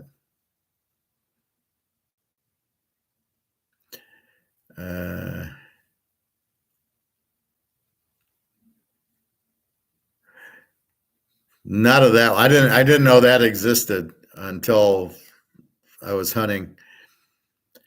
Professor, how the fuck do they squash the paper price of gold, silver today with all the war shit that's going on? Doesn't make any sense. Luke, you're missing the whole point of why they do it. They want to keep the price of the dollar.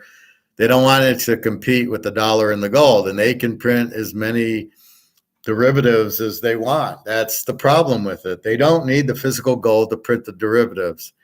So when they see something happening and they see people maybe looking to gold, then it's all paper. You know, it's not real physical gold. Nobody's selling it. Central banks are buying it. What they think is going to happen is when China goes in with their people can now buy, a gram of gold just into their bank accounts and the Chinese banks. They can just go, give me a gram of gold. And everybody, so they got 1 billion people. And this is where I have a question with Mark McGuire. assuming they can, if they have any money, can they afford it? He says, well, they have a 40% savings. Yeah, because they don't buy stocks because they can't trust the government and the companies. So nobody buys stocks. That's why they buy houses. And then they fucked everybody with this housing collapse of Evergrande. So really, I think what happens is when the gold supply runs out and now COMEX has no more physical gold, they can't write paper gold, and that's what ends it. I believe. I'm not 100% sure, but I've kind of heard that, and I gotta learn more about it. But because we're wondering when does COMEX break? But COMEX, again, it's just if the dollar goes up, they sell the gold because they're somehow correlated with some algorithm that if the gold's only worth what the dollar is. So if the dollar's worth more, the gold price has to go down. There's no logic to it. It is not, it's the stupidest thing I've ever heard. My question is why are we even looking at a paper price for gold? And when I'm in my gold store, I go to the guy, do you realize you're selling me gold? You're selling me physical gold at a paper price? Do you understand that? And he's like, yeah, and I don't believe he understands. I think he's just saying, yeah. Why would you sell me physical gold at a paper price? I'll take all I can eat. I will take. So yeah, I'll hope to get a half ounce for $1,000 tomorrow or this week. Well, I'll probably go tomorrow, but if he has, but I don't know. Last time he had 4 ounces, 4 American Eagles for 1930 or something, and then he had the 3/10 of an ounce for 250, and I'm giving him a stink about that. I go, look, they were 250 when gold was 1950. Okay, I understood, but I was able to buy Maple Leafs for 109 or no, for 210. I bought the Maple Leafs. You're selling the Eagle for 250, and now the COMEX went down $100 to 1850, and you're still at 250 on these. And then he's trying to say how he has to sell them. And I said to him point blank, you don't want to take a loss because you bought your shit at 1950 and it's now 1850, and you can't even break even on it now because it's dropped so much. And so we're waiting on people to come and sell it. And I saw some old man come in with a 1 ounce bar, one of those Credit Suisse bars, a little, triangle. And he gives them like 95% a spot. And I'm ready to pull the guy away and say, look, I'll give you 25 over spot for that because it's an ounce of gold. He's going to charge me 100 over. You're getting fucked by not even getting spot. You're getting 95%. So why don't we work this out? I think he gave him 17 something for it. I says, I'll tell you what, why don't we do this? I'll give you 25 over spot. You make out, I make out because I'm not buying the 100, but I didn't know how to get away from the salesman, and I don't want to start stepping on toes. If I happen to catch him outside the store, I'll make that. But I'm at the point now I don't need too much, and I really can't, unless the class wants to get involved and do that. I don't know where I don't have an extra 50 grand. It's all in already on my ounces and my gold and my silver to have extra money to buy it. That's why if I'm working, I can do that. And we both win. That's what they did in Alabama. This poor old lady comes in with some coins and silverware, and the guy's not even giving her spot. And, it's like, okay, it's like, I was ready to go, lady, come here. I'll give you a spot for it. This is ridiculous. And it was silver. And then the guy wouldn't sell it to me. I said, oh, you got some silver. Can I buy it? No, we only buy it. We don't sell it. Yeah, I can see how you buy it under spot, you fucking asshole. I hate that. The poor old lady, is trying to eat, got silver, and this guy's taking advantage of her, fucking her over. I hate to see that. Waiting for the day COMEX crumbles. They can go to hell. It's all fixed. It's all illegal. Everybody knows it. But since they run the country, they're not going to prosecute themselves. So anyway, Galarraga, was the big cat. Yep, he was. What were you, Bobby? The Big Bo, or what was your nickname? Luke, Professor, when is the shit gonna hit the fan? We know you know. Well, it'll be 2000 silver once the shit hits the fan. Well, like I said, brics is selling their oil for gold. They need a higher gold price.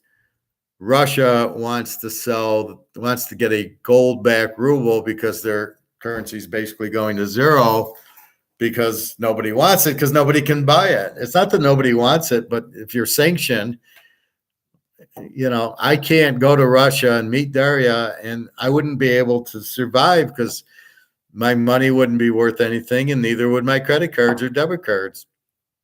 So I would be fucked there.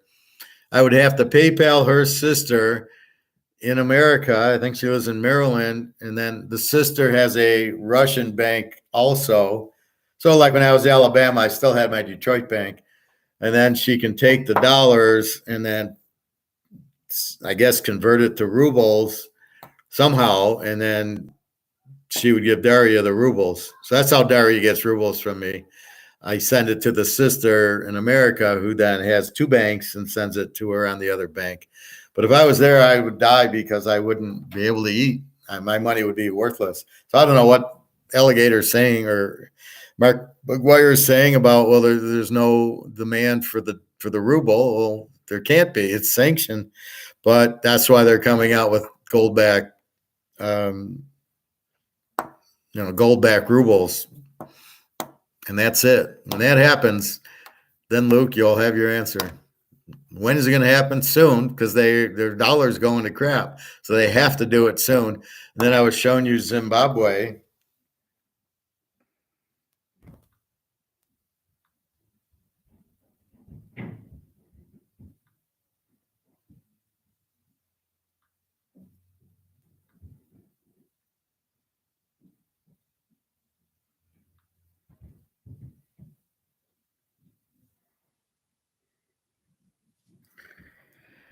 Zimbabwe launches gold coins to cushion their economy. So there you go, the new Zimbabwe gold coin.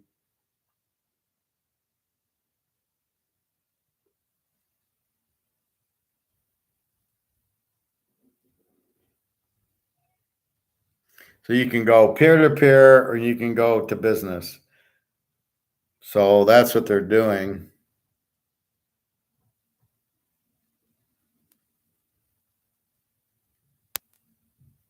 The Zimbabwe dollar is lost value because it's being inflated, which is what's happening here. It was trading at 5,252 to 1, the Zimbabwe dollar to the US dollar, but they have gold, so they don't give a fuck. And on the much used parallel market, one could fetch 10,000 Zimbabwe's. So anyway, so here's the beginning of it, right? There you go. So it's the new Zimbabwe dollar that we can add to let's try to buy it, Bobby. We'll see if we can. Zimbabwe to sell local gold coins. See, all this helps because they'll need a higher gold price. And then that's where we blow up COMEX. And by the way, don't ever listen to this Steve Hanke guy. He's a Keynesian. I know he's sometimes on these shows, and you guys, he's another like Pinto. Don't listen to him. He doesn't know what he's talking about. He's a Keynesian. He's not a friend to us, so be careful. He's a economics professor at Johns Hopkins, but he's a Keynesian. That means he's an idiot. So we don't want to listen to idiots. So please don't.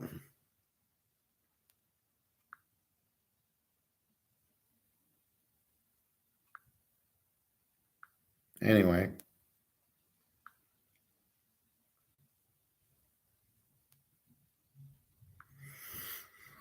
So you got to quit worrying about paper gold, Luke. Paper gold's paper gold. We don't care about it. It's not real.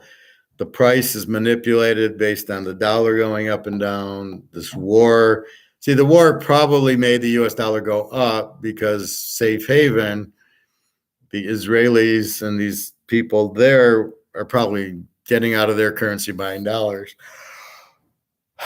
The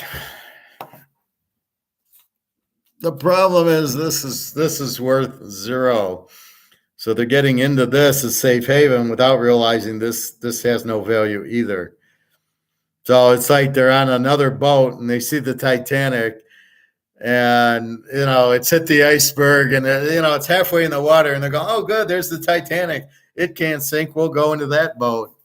And that's what they're doing. And they're coming on the Titanic. And then they realize the water's up to their neck going, oh, wait, this must not have been a good idea. And then they all leave the boat and there's the panic. And that's what we're going to get. The panic hits, price goes to the moon. And soon, I'd say within the next few months, I think it's clearly coming because the Russians are clearly doing a gold back ruble. So once that hits and they're doing, you want oil, you pay for us in gold. They don't want the rupee. So they're selling oil to India and they can't accept the rupee because they need to take the rupee and transfer it to US dollars to then transfer it to rubles. Well, they can't do the US dollar part of it. So we don't want the rupee.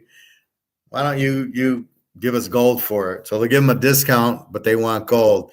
So now they want gold for their oil. Well, that'll make the gold price go up also. So Russia's trying to accumulate as much gold. China's at 60,000 tons. So like I said, half of it, of the 244,000 tons, 100 is already between Russia and China going up. And the U.S. has zero. Yeah, they're real smart people running this country. So time to go to Europe and find a place. I heard about a tiger story where a homeless woman walked into the coin store to try and sell some gold that she found, and the gold guy took her medals and threw her out of the store due to not have receipts, so he thought it was stolen. Another story. Can't wait for the global gold bag system coming. Yeah, that's what we're waiting for. Bobby, what tiger story? What are you talking about? Where's the tiger part of it? Was it a gold tiger coin? One of those Indian or one of those China ones that has a tiger on it or something?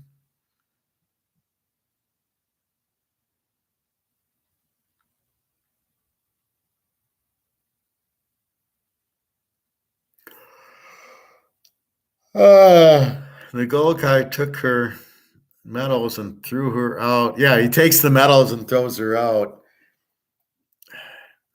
Not have receipts, so he thought it was stolen. Oh, bullshit. He wanted them for himself. He could have cared less if they were stolen. You can't, let's say this is a gold. Do you know if this is stolen or not? Is there any way to identify it as stolen? No. So don't give me that shit. So if I go to the coin store and try to sell this Stardust, which has a $50 value, more if I got it graded, and then the guy said it's stolen, I'd tell him to fuck off, but I wouldn't give him the money. If the guy's trying to, oh, it's stolen, I would say, you're out of your fucking mind. Prove it. Prove it's stolen. And who did I steal it from? Do you have any proof? But meanwhile, he takes it and he puts it in his shelf to sell it. So who's the thief in that scenario there, Bobby? Can't wait for the global gold back system. It's not going to be global. It's going to be BRICS. So it's pretty much global. The only countries left out will be Canada, England, and the U.S. And we'll see what the Western Euro people do, because the Euro's gone also. So will Germany and France and Italy be on a gold back system? And if they're not, they're fucking morons. This is what I don't get. They're as dumb as the communists in the hot tub. They don't want to buy gold. Well, you're printing your dollar to zero. So this is where the Keynesians come in and think Keynesians will just keep printing the money. They don't understand it loses value. How they don't understand this is the basic principle of supply and demand. If you have too much supply, if you increase supply, it loses value. Look at oil. When they want to raise the price of oil, what do? They cut the production, right? Saudi Arabia will say we're lowering production, the price goes up. And what do they do when they raise production, the price goes down because there's too much oil. The supply is too high, the price goes down. Well, what are you doing with the dollar? You're printing too much of it, the supply's up, the price goes down. God, how do they not understand third grade economics? Another story. Okay. Bobby, we all know you don't do typos. Come on. You're a gold glover. You're a gold typist. But she got told to leave because she had no receipt. Yeah, I get that. I can believe it happens because the guy wanted the gold from her. So he throws her out, but he takes the gold. So it's okay for me to sell stolen gold, which you can't prove. If I go into my gold guy, I don't know if it's stolen or not. Guess what? I don't care because it's not. There's no serial number on it. It doesn't say 1, 2, 3 Cougaran. It just says Cougaran 1 ounce. You couldn't tell. Basically, I might have Caesar's gold from back in Rome. It gets meltdown and redone all the time. Is it stolen? You have no fucking idea. There's absolutely no way to tell if it's stolen, and you don't care. You don't care because you can't prove it, and all I care is that I have it. So if I have the gold in my hands, it's my gold. I don't care if it's stolen, Jack the Ripper had it, or Hitler. I don't care. It's mine now, and you can't prove shit.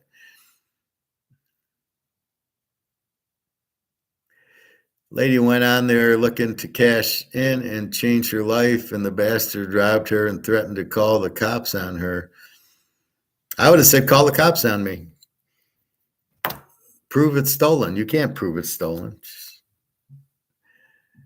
And, she should have known where she's, like, if I go to my coin store, they'll never do that to me. I'd kill them all. But they know me and I know them. Where I really wouldn't, depends what area I'd take it to. But if I had to, I would take somebody with me who's going to protect me on that. Bobby, were you a better hitter, lefty or righty? Lefty for sure. Then why'd you hit righty, Bobby? You couldn't hit lefties. It's just see the ball, hit the ball, Bobby. It's a basic principle. I could hit righties. I was a right-handed hitter. I was a left-hander that I hit righty. I golf righty. But my dad, when I was 5, taught me how to throw right-handed, and it really sucked. So I could barely throw because my strong arm was my left arm. But he said, well, you can play all the positions if you play right-handed. So I played second base because I couldn't throw. Like if I played shortstop or third, I couldn't throw the ball all the way. Well, that at 5. Eventually I could, but that was his thing. So I was like, but I could hit. Probably because I was left-handed and I batted right, I could hit. My girls are like that. They play golf left-handed for some reason. I don't know where they got it from, but they play pretty good golf. But I play right-handed, and I should because I'm left-handed. So, brother, what other Austrian economic guys do you like besides Alligator? Well, just Egon, really. Alligator and Egon. Mark McGuire's given me a little heartburn, but he's okay. That's it. If you can find others, let me know, but I can't find any others. All the American guys are Keynesians. Andy, whatever. Like I said, Riker, Rick Rude, Maloney, they're all morons. Lynette Zegg, and you can't find the guy with the cowboy hat. They're it's not that they're not economists. Rick Rude's a credit analyst. Reichert's an attorney. They're not finance people, so they don't know how to talk finance. Peter Schiff is a salesman. He doesn't understand economics. Maloney is a salesman. They don't understand how to talk economics because they're not economists. So it's really hard. The closest economist that we have is Egon to me. The rest aren't in my league. They don't know what they're saying. They don't know how to say it. They don't know how to answer questions. They talk inflation, but they don't even know what it is. It's not prices, it's printing the money. They don't talk. They'll say, well, it's the purchasing power of the dollar going down. No, that's inflation. And it's not 3%, it's 20%. I'll hear like Pinto. I was listening to this Pinto guy just to see. He's another idiot Keynesian, and he's trying to come across like he knows everything. And he says, well, yeah, the inflation's down to 3%. And I'm like, oh my God, it's 20%. What the fuck are you talking about? And we might not have a recession. We've been in a recession for 2 years. Go try to find a job at GM or Ford or Chrysler, Mercedes. There's no jobs there. They're all getting laid off. What would you call that? That's a recession. My poor friend yesterday, Todd, he has a stock. His mom left him, and he lost 10 grand on it. What do you call that? That's part of the recession. They can't afford it. So you got to understand they don't teach Austrian economics very often anymore. I happened to go to a accounting and business school in Michigan in 1993, 4, and 5 for my master's, and in that program, the guy taught Austrian economics. It was a pure fluke. I didn't even know what it was. Then he explained it, and then he explained how bad Keynesian was, and then he explained Austrian, and then Adam Smith and Say's Law, and the next thing you knew, you were like, oh my God, I didn't know this existed. And nobody knows it existed is the problem. So you have very few people like me, because unless you got lucky to go to the school by chance and get Austrian economics, you had no idea. So therefore, at my undergrad, I had Keynesian economics. I didn't even know what the guy said. I basically slept through the class. I had no idea. He's talking gibberish the whole time. I have no idea with the charts and this and that. And I'm like, what the fuck are you talking about? I couldn't have explained anything. I didn't know what the fuck the guy was talking about. Then I go get the master's and I go get Austrian economics, and all of a sudden everything's crystal clear. So that's why I don't need cards, and I just understand it all. So I really don't memorize it. I just understand it, just like you would baseball or football or poker or women, of course. Do you have any coin stores in Alabama? Who are you asking, Bobby? Oh, there was a couple, but not, like I said, there was one, but he didn't want to sell it. There was another guy who was like, well, I got to wait and get new gold in before I can sell it to you. So in other words, I don't have it now, but if somebody comes in and sells it to me, I can then sell it to you in a week or something. So I couldn't find any at all. And I didn't, nothing like, so I would actually call my store, use my credit card or my debit card, and buy like 20 ounces of silver and 2 ounces of gold and a quarter ounce of gold. So I would buy that. I think I would ship it, and I'd pay for the shipping, no tax. I'd pay like $15, and then 2 days later I'd go to FedEx, pick it up, and sure as shit, it was 2 gold ounces and 20 ounces of silver. So that's what I did, is I would buy from my guy. So it felt okay, just a little bit of shipping, but it was so cheap that it didn't matter. But no, Alabama's a rigged city, no casinos, no poker. The girls are stranger than shit. No restaurants. In Huntsville, Alabama, there is no good restaurants. It's a bunch of bullshit, Wendy's and Taco Bell's and just Chinese buffet type of restaurant. And basically, there was a Brazilian steakhouse, which is just a rip-off buffet of, it's not even steaks. They had like the big thing and they'd slice off a little piece.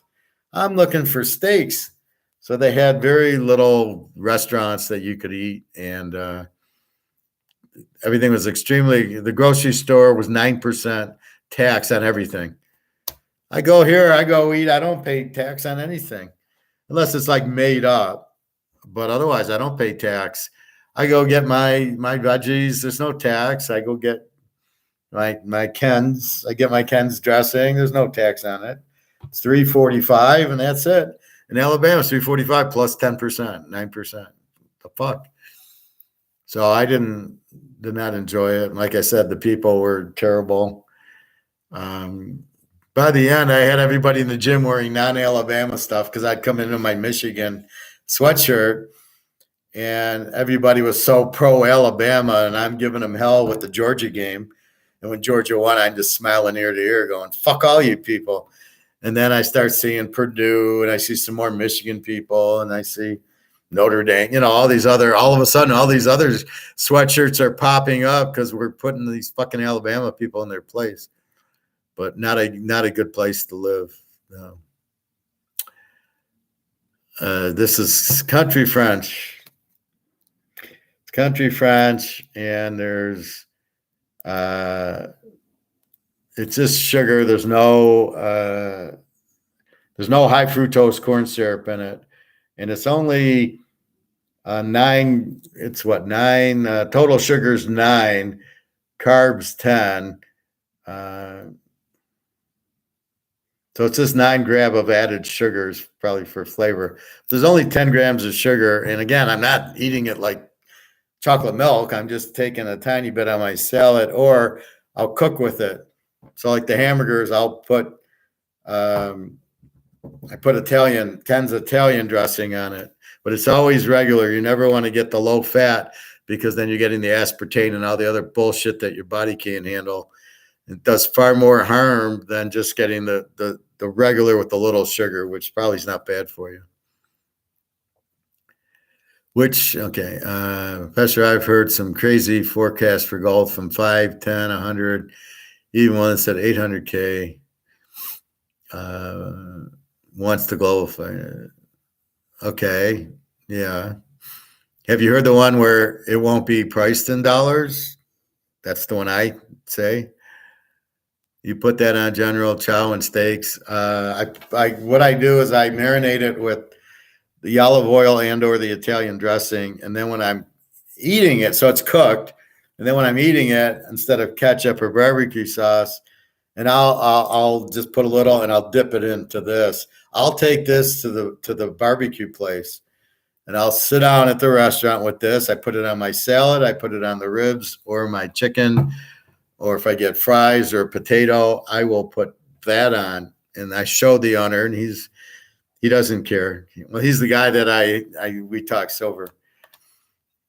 So Luke, there's the one scenario you didn't mention.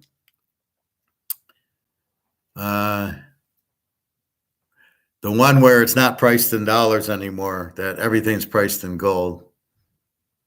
That's our favorite.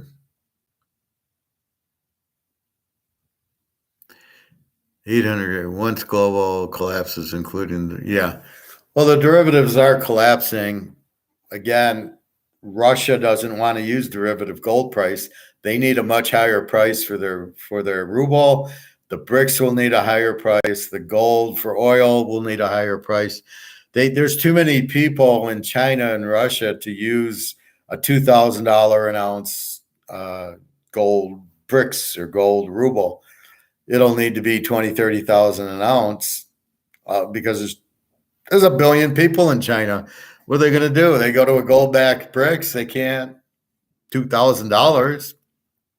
So it'll need to be, 20, 30,000. But eventually, once the Titanic hits the bottom of the Atlantic, once this goes away, what do you price gold in? You don't price it in dollars. You start pricing things in gold.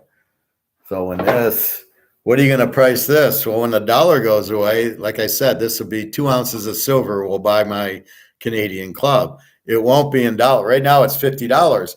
But what happens when the dollar goes to zero? This value goes to zero in dollars, but then it gets repriced in gold and silver. Same thing will happen to your credit cards, your house, your car.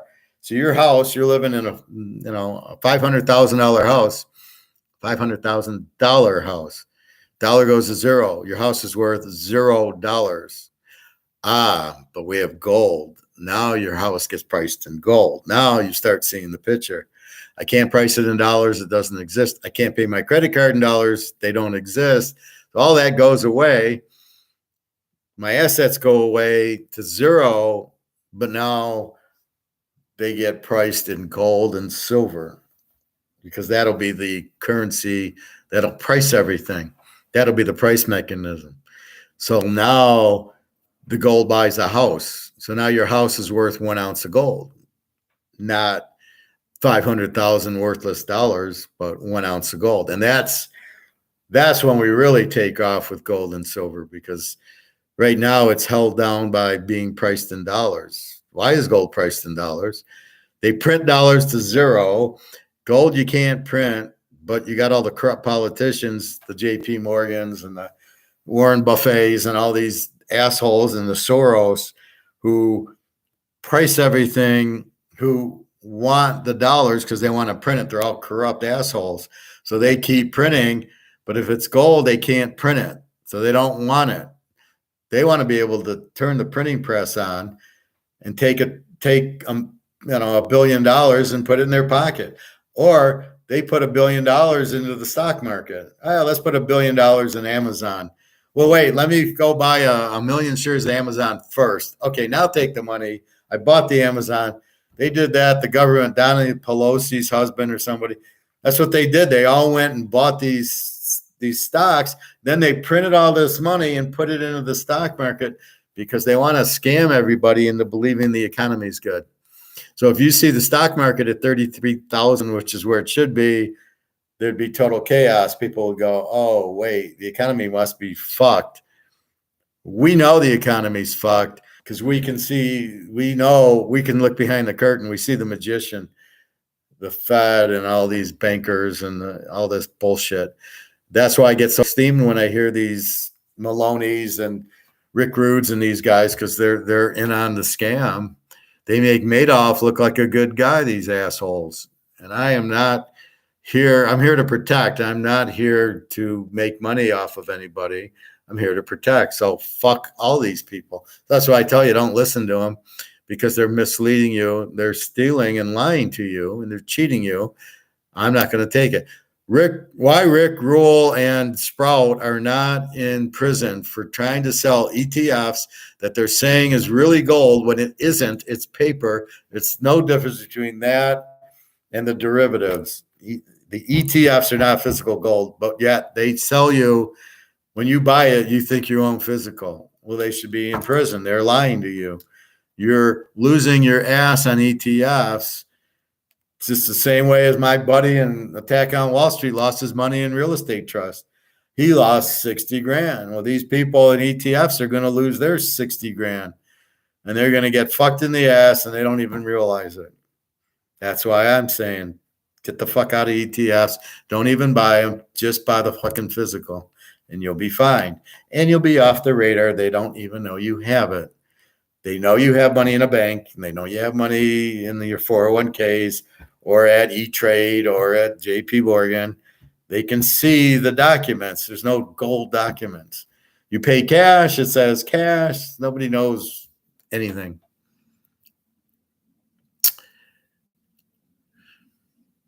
Well, on the general chow, I'll use hot mustard, and on the steaks, I will dip it in this, yes. Nick, wanted to tell you that I see a lot of people using silver at card shows, so interesting, meant to tell you. If I was a dealer, I would take silver and gold. Like I said, I'll take it for Teaserking. You can I'll happily accept gold and silver. I'll take real money. Yeah, I mean, if I was a dealer, I would take gold and silver in a heartbeat. Especially when they're priced in dollars. So if you see the Montana rookie card, $125,000 PSA 10, what is that in gold? So you can get it really cheap. You can say, well, it'll work the other way. Right now, you got to pay, 50 ounces of gold for it is $100,000. But the other way around, I would pay dollars for it, and then it'll be 1 ounce of gold will buy you the Montana card, because when the gold goes up. Bobby, quick food question. When you make your omelet, Bobby, Do you just make the burger in a pan and pour the egg over it, or do you smash the meat first and add other stuff too? Well, first I cook the hamburgers in the oven, right? So I make 3 pounds of hamburgers. I make like 9 hamburgers. They're cooked, right? Then, like the next day, I take them out of the fridge. I'll put it in a frying pan, and I'll take maybe 1.5 hamburgers, and I'll just mix them up. I'll just kind of not fine crush, but I'll just crush little chunks. Then I put in broccoli, onion, and red, yellow, orange peppers, and mushrooms if I want. Then I put my garlic, pepper, basil, turmeric on it, mix it up, let it cook 3 or 4 minutes. Then I take my egg and scramble it up with half and half. I pour it over the top. And so now you have all the meat and veggies there. You have the egg over the top. And then I let it sit about 2-3 more minutes on the stove. I turn off the broiler. I put it in the oven. It's baking at 290, and I leave it in for about 3-4 more minutes to kind of tighten it up. And that's it. And the egg and the burger is almost like better. It's like a bun, but it's better. And then you got the veggies with it. So it's a whole meal. It's filling and it tastes great. So that's what I do, Bobby. It's I look forward to getting a hamburgers just to put it in my omelets. And if I have chicken breast, I'll put the chicken in the omelet. So I'll do the same thing with chicken. I don't use fish. I've never put salmon in my omelet, but it'll be chicken or burger. Steaks, I'd rather just eat the steak with the country French.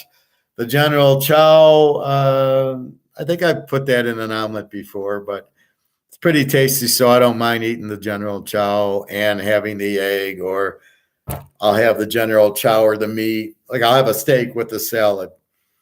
So there's certain things I want to have in the omelet, certain things I just want to, like a big steak, I just want to eat the steak and have a salad with it. So that's kind of what I do. Luke, heading to go coach T-ball. Have a good eve. What's the line, Luke? Who are we betting on? Hoping it doesn't hit the fan before I get my gold, silver next week. That was the biggest thing I had at the end of last year. I was literally running December 29th to the gold store going, oh, fuck, according to Alligator, all this Basel 3 or 4 is going to make the shit hit the fan, and it's all going to go up. So I better buy it now. So that's sometimes you do that. And at the end of the day, it didn't matter. I got the gold, and that's really the goal. That's the goal of the game we're playing, is to accumulate as much physical silver and gold as you can before the price goes to the moon. Before it hits 20 grand, we're trying to get as much gold and silver as we can. Because once the price goes up, we all retire and we'll be on a beach somewhere. Bobby, take care, Luke. Make sure you tell the kids to keep eye on the ball so they can hit like Bobby Bowe. Well, Bobby Bowe, maybe they need a hitting coach. Maybe you can go to Pittsburgh and be the hitting coach for Luke's T-ball team. I can teach them how to pitch. I can pitch girls fast pitch. I can pitch. That was a bitch to learn, because when you play hardball, you snap it, right? But when you learn girls fast pitch, you have to open your shoulders and you do the windmill, and then when it gets to the hip, you got to snap the shoulders shut and snap it at the hip. And if you hold it too long, it goes to the roof. And if you snap it too short, it goes into the ground. So you got to learn to snap it to keep the ball straight and use your hips and use your chest. You always got to open and shut your shoulders. It took me 3-4 months to learn it. But then once I learned it, I was teaching all the girls how to pitch. My Uncle Leo, who delivered your kid, always said, swing the bat, kid. He gave us one of the autographed balls you signed for him. Oh, that was nice. What I taught the girls in fast pitch is see the ball, hit the ball. One girl was looking at her bat, not the ball. So she's looking at the bat. She can't hit shit. And I saw her doing it one day when you hit that rubber bat, right? So you're getting ready for the game, you swing and you hit that big, thick rubber stick. They'd all hit the stick. I could see her eyes. So I said, no, look at the ball, not the bat. So she started hitting when she looked at the ball, and then you see the target, you hit the target. So then she started hitting. So then I just said, see the ball, hit the ball, kiss, keep it simple, stupid. Just that's all it is. Just look at the ball, see where it is, and hit it. And that's it. We did good that year. We had a real good year. And I was the pitching coach. So I had a good little pitcher. She'd get nervous, right? It was a big game. And I said to her, so I'd go out to the mound, and everybody's like, oh, what's he doing? And I'd go to her, so what'd you have for dinner? Well, what'd you have for dinner? I had chicken. Do you like chicken? Then I'd say, okay, go strike them all up now. And it was great. It got her, she was nervous, and it got her off the nervous because I got her thinking of other things, because I don't want her to think when you're pitching. You need to just do it. It's just rote. It's just, we don't think about walking, right? Just do it. And that's where the instinct comes in poker or in football. Just pick the fucking game. Don't think about it too much. Just, you like LSU to beat Auburn, just pick it. Just bet it. And that's where the instinct comes in. But you got to learn it, and then it's the instinct. My instincts were Oregon. My instinct was Oklahoma. That's when you get to that point. That's when you're very successful in anything, especially with women.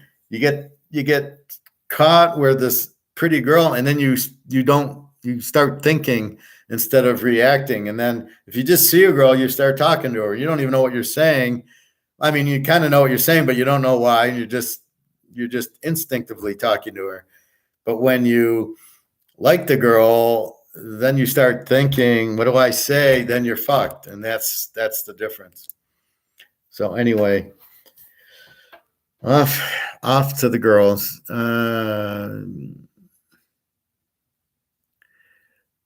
My uncle Leo, technically great uncle. Very cool stuff, Luke. I have always been generous with people when I can, just never liked the New York media. Well, who likes it except for Joe Namath and Mickey Mantle? Who else would have liked the New York media? Well, you were on the Mets. Scherzer and Verlander ran away pretty quickly this year. It's funny. They're both on they're on Houston and Texas on the teams going to the World Series, and they were both on the Mets, and neither of them lasted the year. Yeah, Jaden Daniels has been throwing deep this season and accurate too. He's going to light up Auburn. I don't know. Georgia did light up Auburn. Auburn's got a pretty good defense. So they got an 18 defense, although maybe they haven't played anybody. Although they did murder UMass, so that was some nice revenge. Be careful here. This is kind of a rivalry game, but 12 points. The problem I have is LSU's defense sucks. How the hell are you giving up 32 points a game and you haven't even played Alabama yet? Jesus. All right. What else?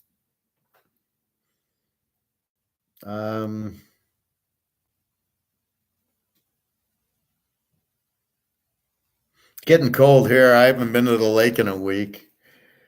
I don't know. I got to start putting on sweatpants, I think.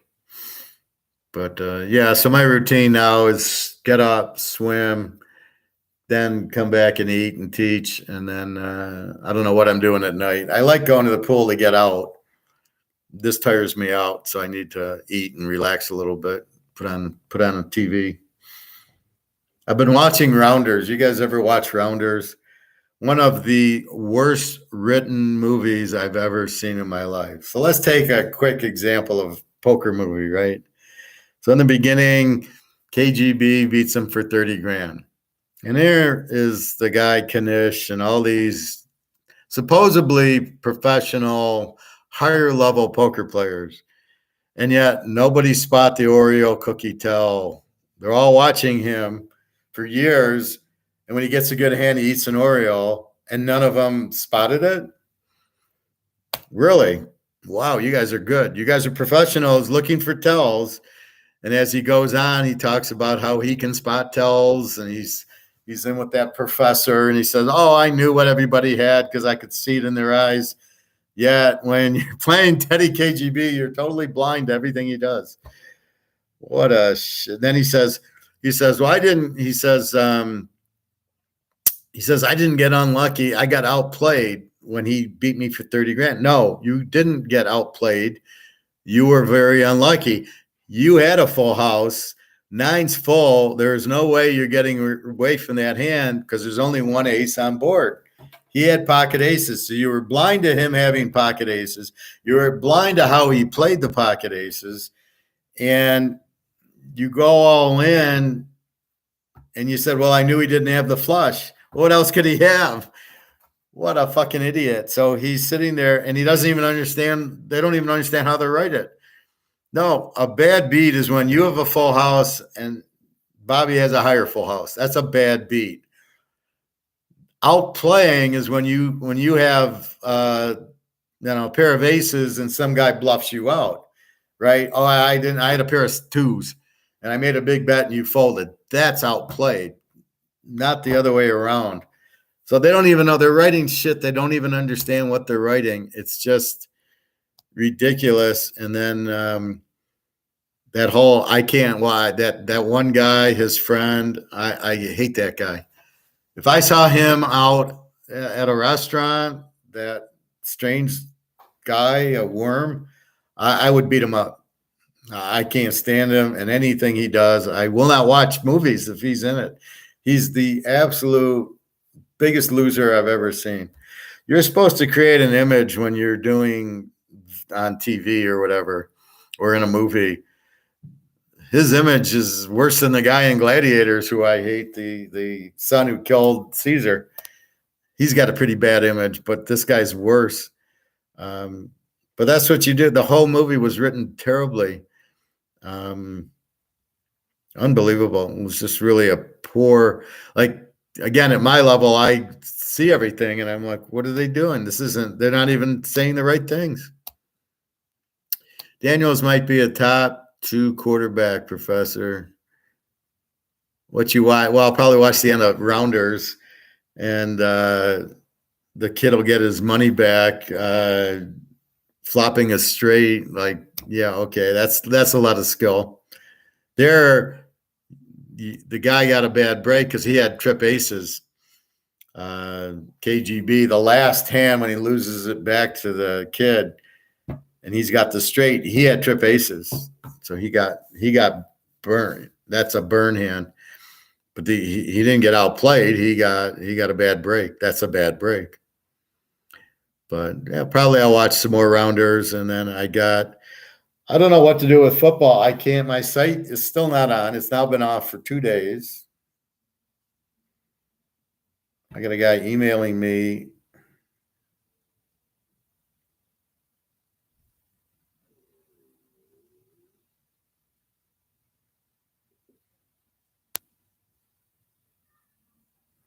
So some guy asked me about my site, but I don't quite understand why.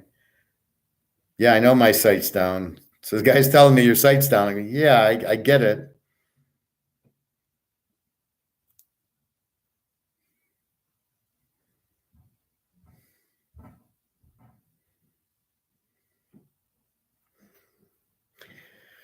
Anyway, so really I can't even put picks up because I can't get to the site to put the picks up.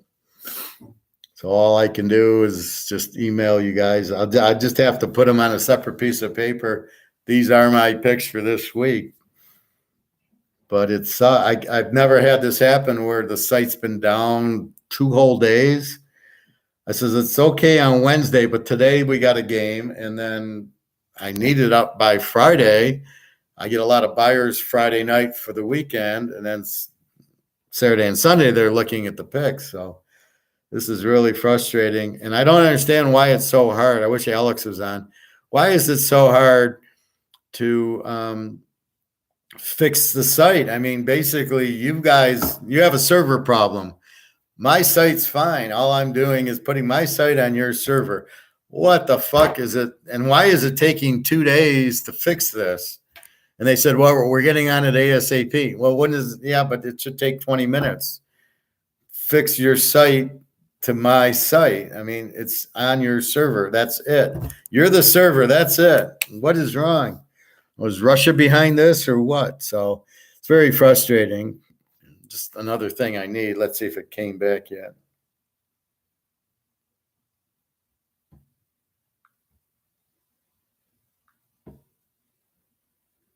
Nope, an internal server error. So what, the server, maybe the Russians blew up the server. Hard to say. But so I'm kind of fucked with that. So I have emailed a couple, but again, I'm waiting, and then I'm waiting on the weather for, I know I'm taking Rutgers, and I know I'm taking Seattle, Cincinnati. That's the free picks. And then probably Oregon or the over, and then USC probably over. I don't trust USC. You can't, what I'm learning is you can't play a defense in a big game, a weak defense, right? So I can play Oklahoma with the 10 defense, and I can play Oregon with an 11 defense, but I can't play USC in a big game here with the 27 defense. This is why USC never went in the playoffs, or Oklahoma. This guy coaches offense and not defense, and therefore the defense, you eventually can stop the offense with the good defense, but then you would run it down their throats with your offense because their defense can't stop the win. So, I mean, there's no way. I don't think Notre Dame is going to lose this game because they got the running back and Hartman, and I think eventually they just run it down their throats, and then Caleb Williams throws an interception, and they run it down their throats, and then USC wins. But we will see. Anyway, anything else? Bobby's drinking again. Daniels might be a top 2 quarterback on LSU, maybe, but not. What are you talking about? Top 2? Yeah. Okay. You gonna watch the Oregon-Washington game and say that? Come on, Bobby. Even the USC Notre Dame game, he's not. Those 4 quarterbacks are better than your guy. Do I think he lights up Notre Dame? No. I think they can score, but I don't. I think they'll put a lot of pressure on him. But I think that Notre Dame's going to have the ball a lot, so he won't have as many opportunities. But the over at 54 is such a low number. I mean, that's 28-27 is a 55. I don't even need to get into the 30s to get over. I know USC is going to get me 35, but I do think at the end of the day, they're going to run that number 40 Notre Dame, and, they'll score touchdowns, and he'll have to match it every time, and I don't think he can. I think eventually he'll throw the interception, and they'll sack him. And then Hartman's going to light them up when they stop trying to take the run away and they put 10 guys in the box. Hartman will have a field day. And that's the difference in the game. USC can't run the ball, and USC doesn't have a defense. So if you look at the game like that, that's why I like Oregon. They can run and play defense, but USC can't. Now, where was Notre Dame against Louisville and against Ohio State? I have no idea. They got out-coached because their coach sucks. He's like KGB is the coach of Notre Dame. Eating Oreo. He eats Oreos on the sideline. So the guy's all, oh, look, he's passing. He's eating his Oreo. He's going to pass. That's funny. I'll give you a game where the guy will light it up is the Boise quarterback's going to light up Colorado State and vice versa. And I would say Uglia Bugula is going to have a real hard time with UCLA. Let's put it that way. If Air Force threw the ball, I'd say they'd light up Wyoming, but they won't. They're going to run. They'll run it down their throats. Put it that way. And Michigan will probably kill Indiana. Anyway.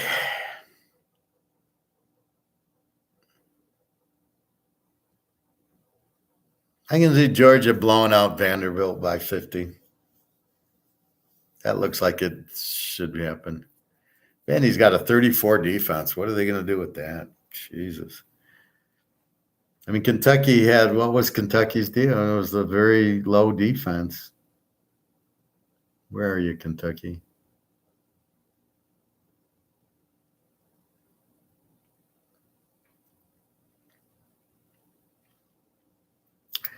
Come on, where are you? Aren't you playing? Oh, here. Kentucky had a 21 defense, and Georgia put up 50 on them. So what are they going to do against the 34 defense when they lit up a 21 defense? We'll see. Hopefully the weather stays calm, so we will be good. But like I said, I'm in Detroit and it's fine now. I'll see what it is tonight and then go from there. But right now it seems fine. All right, Bobby, I'm going to make my omelet.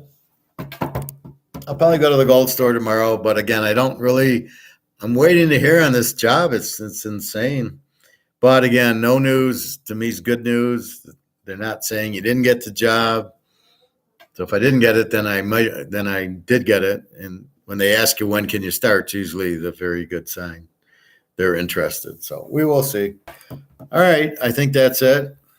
www.teaserking.com. The site is down.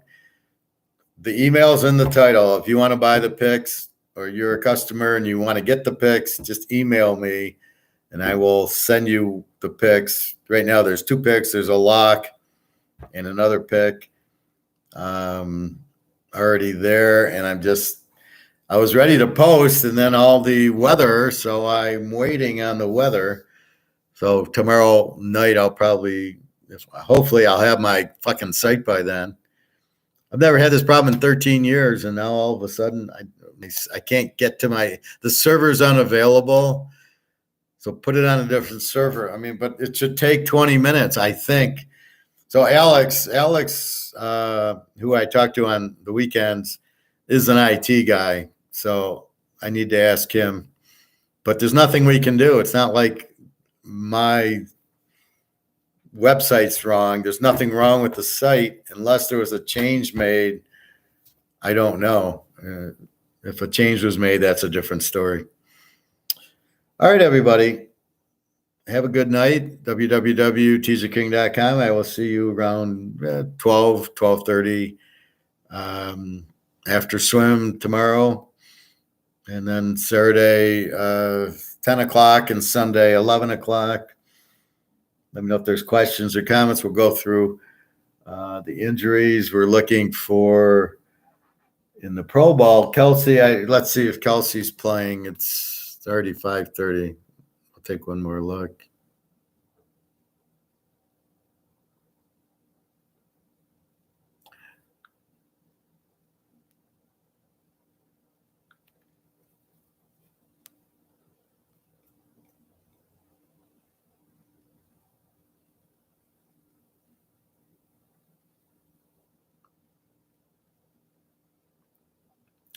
Still questionable with an ankle. Let's look at the line and see if it's changed.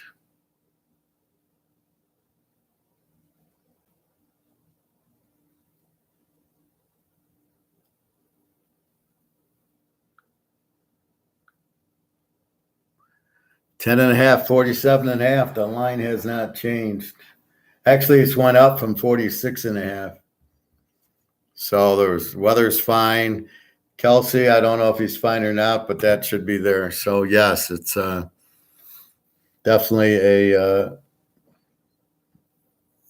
I'm not sure if he's playing, but the weather seems to be calm. So maybe we're not going to get all this shit that they're saying about. Anyway, have a good night. Yeah, probably KC over tonight or KC, either way. All right, take care. I'll talk to you tomorrow. Have a nice night. Well, I hope I get the job and I hope I get my website. I don't need the stress of not being able to get, customers and then to give them the information. It's really frustrating. All right. Have a nice night, everybody. Take care.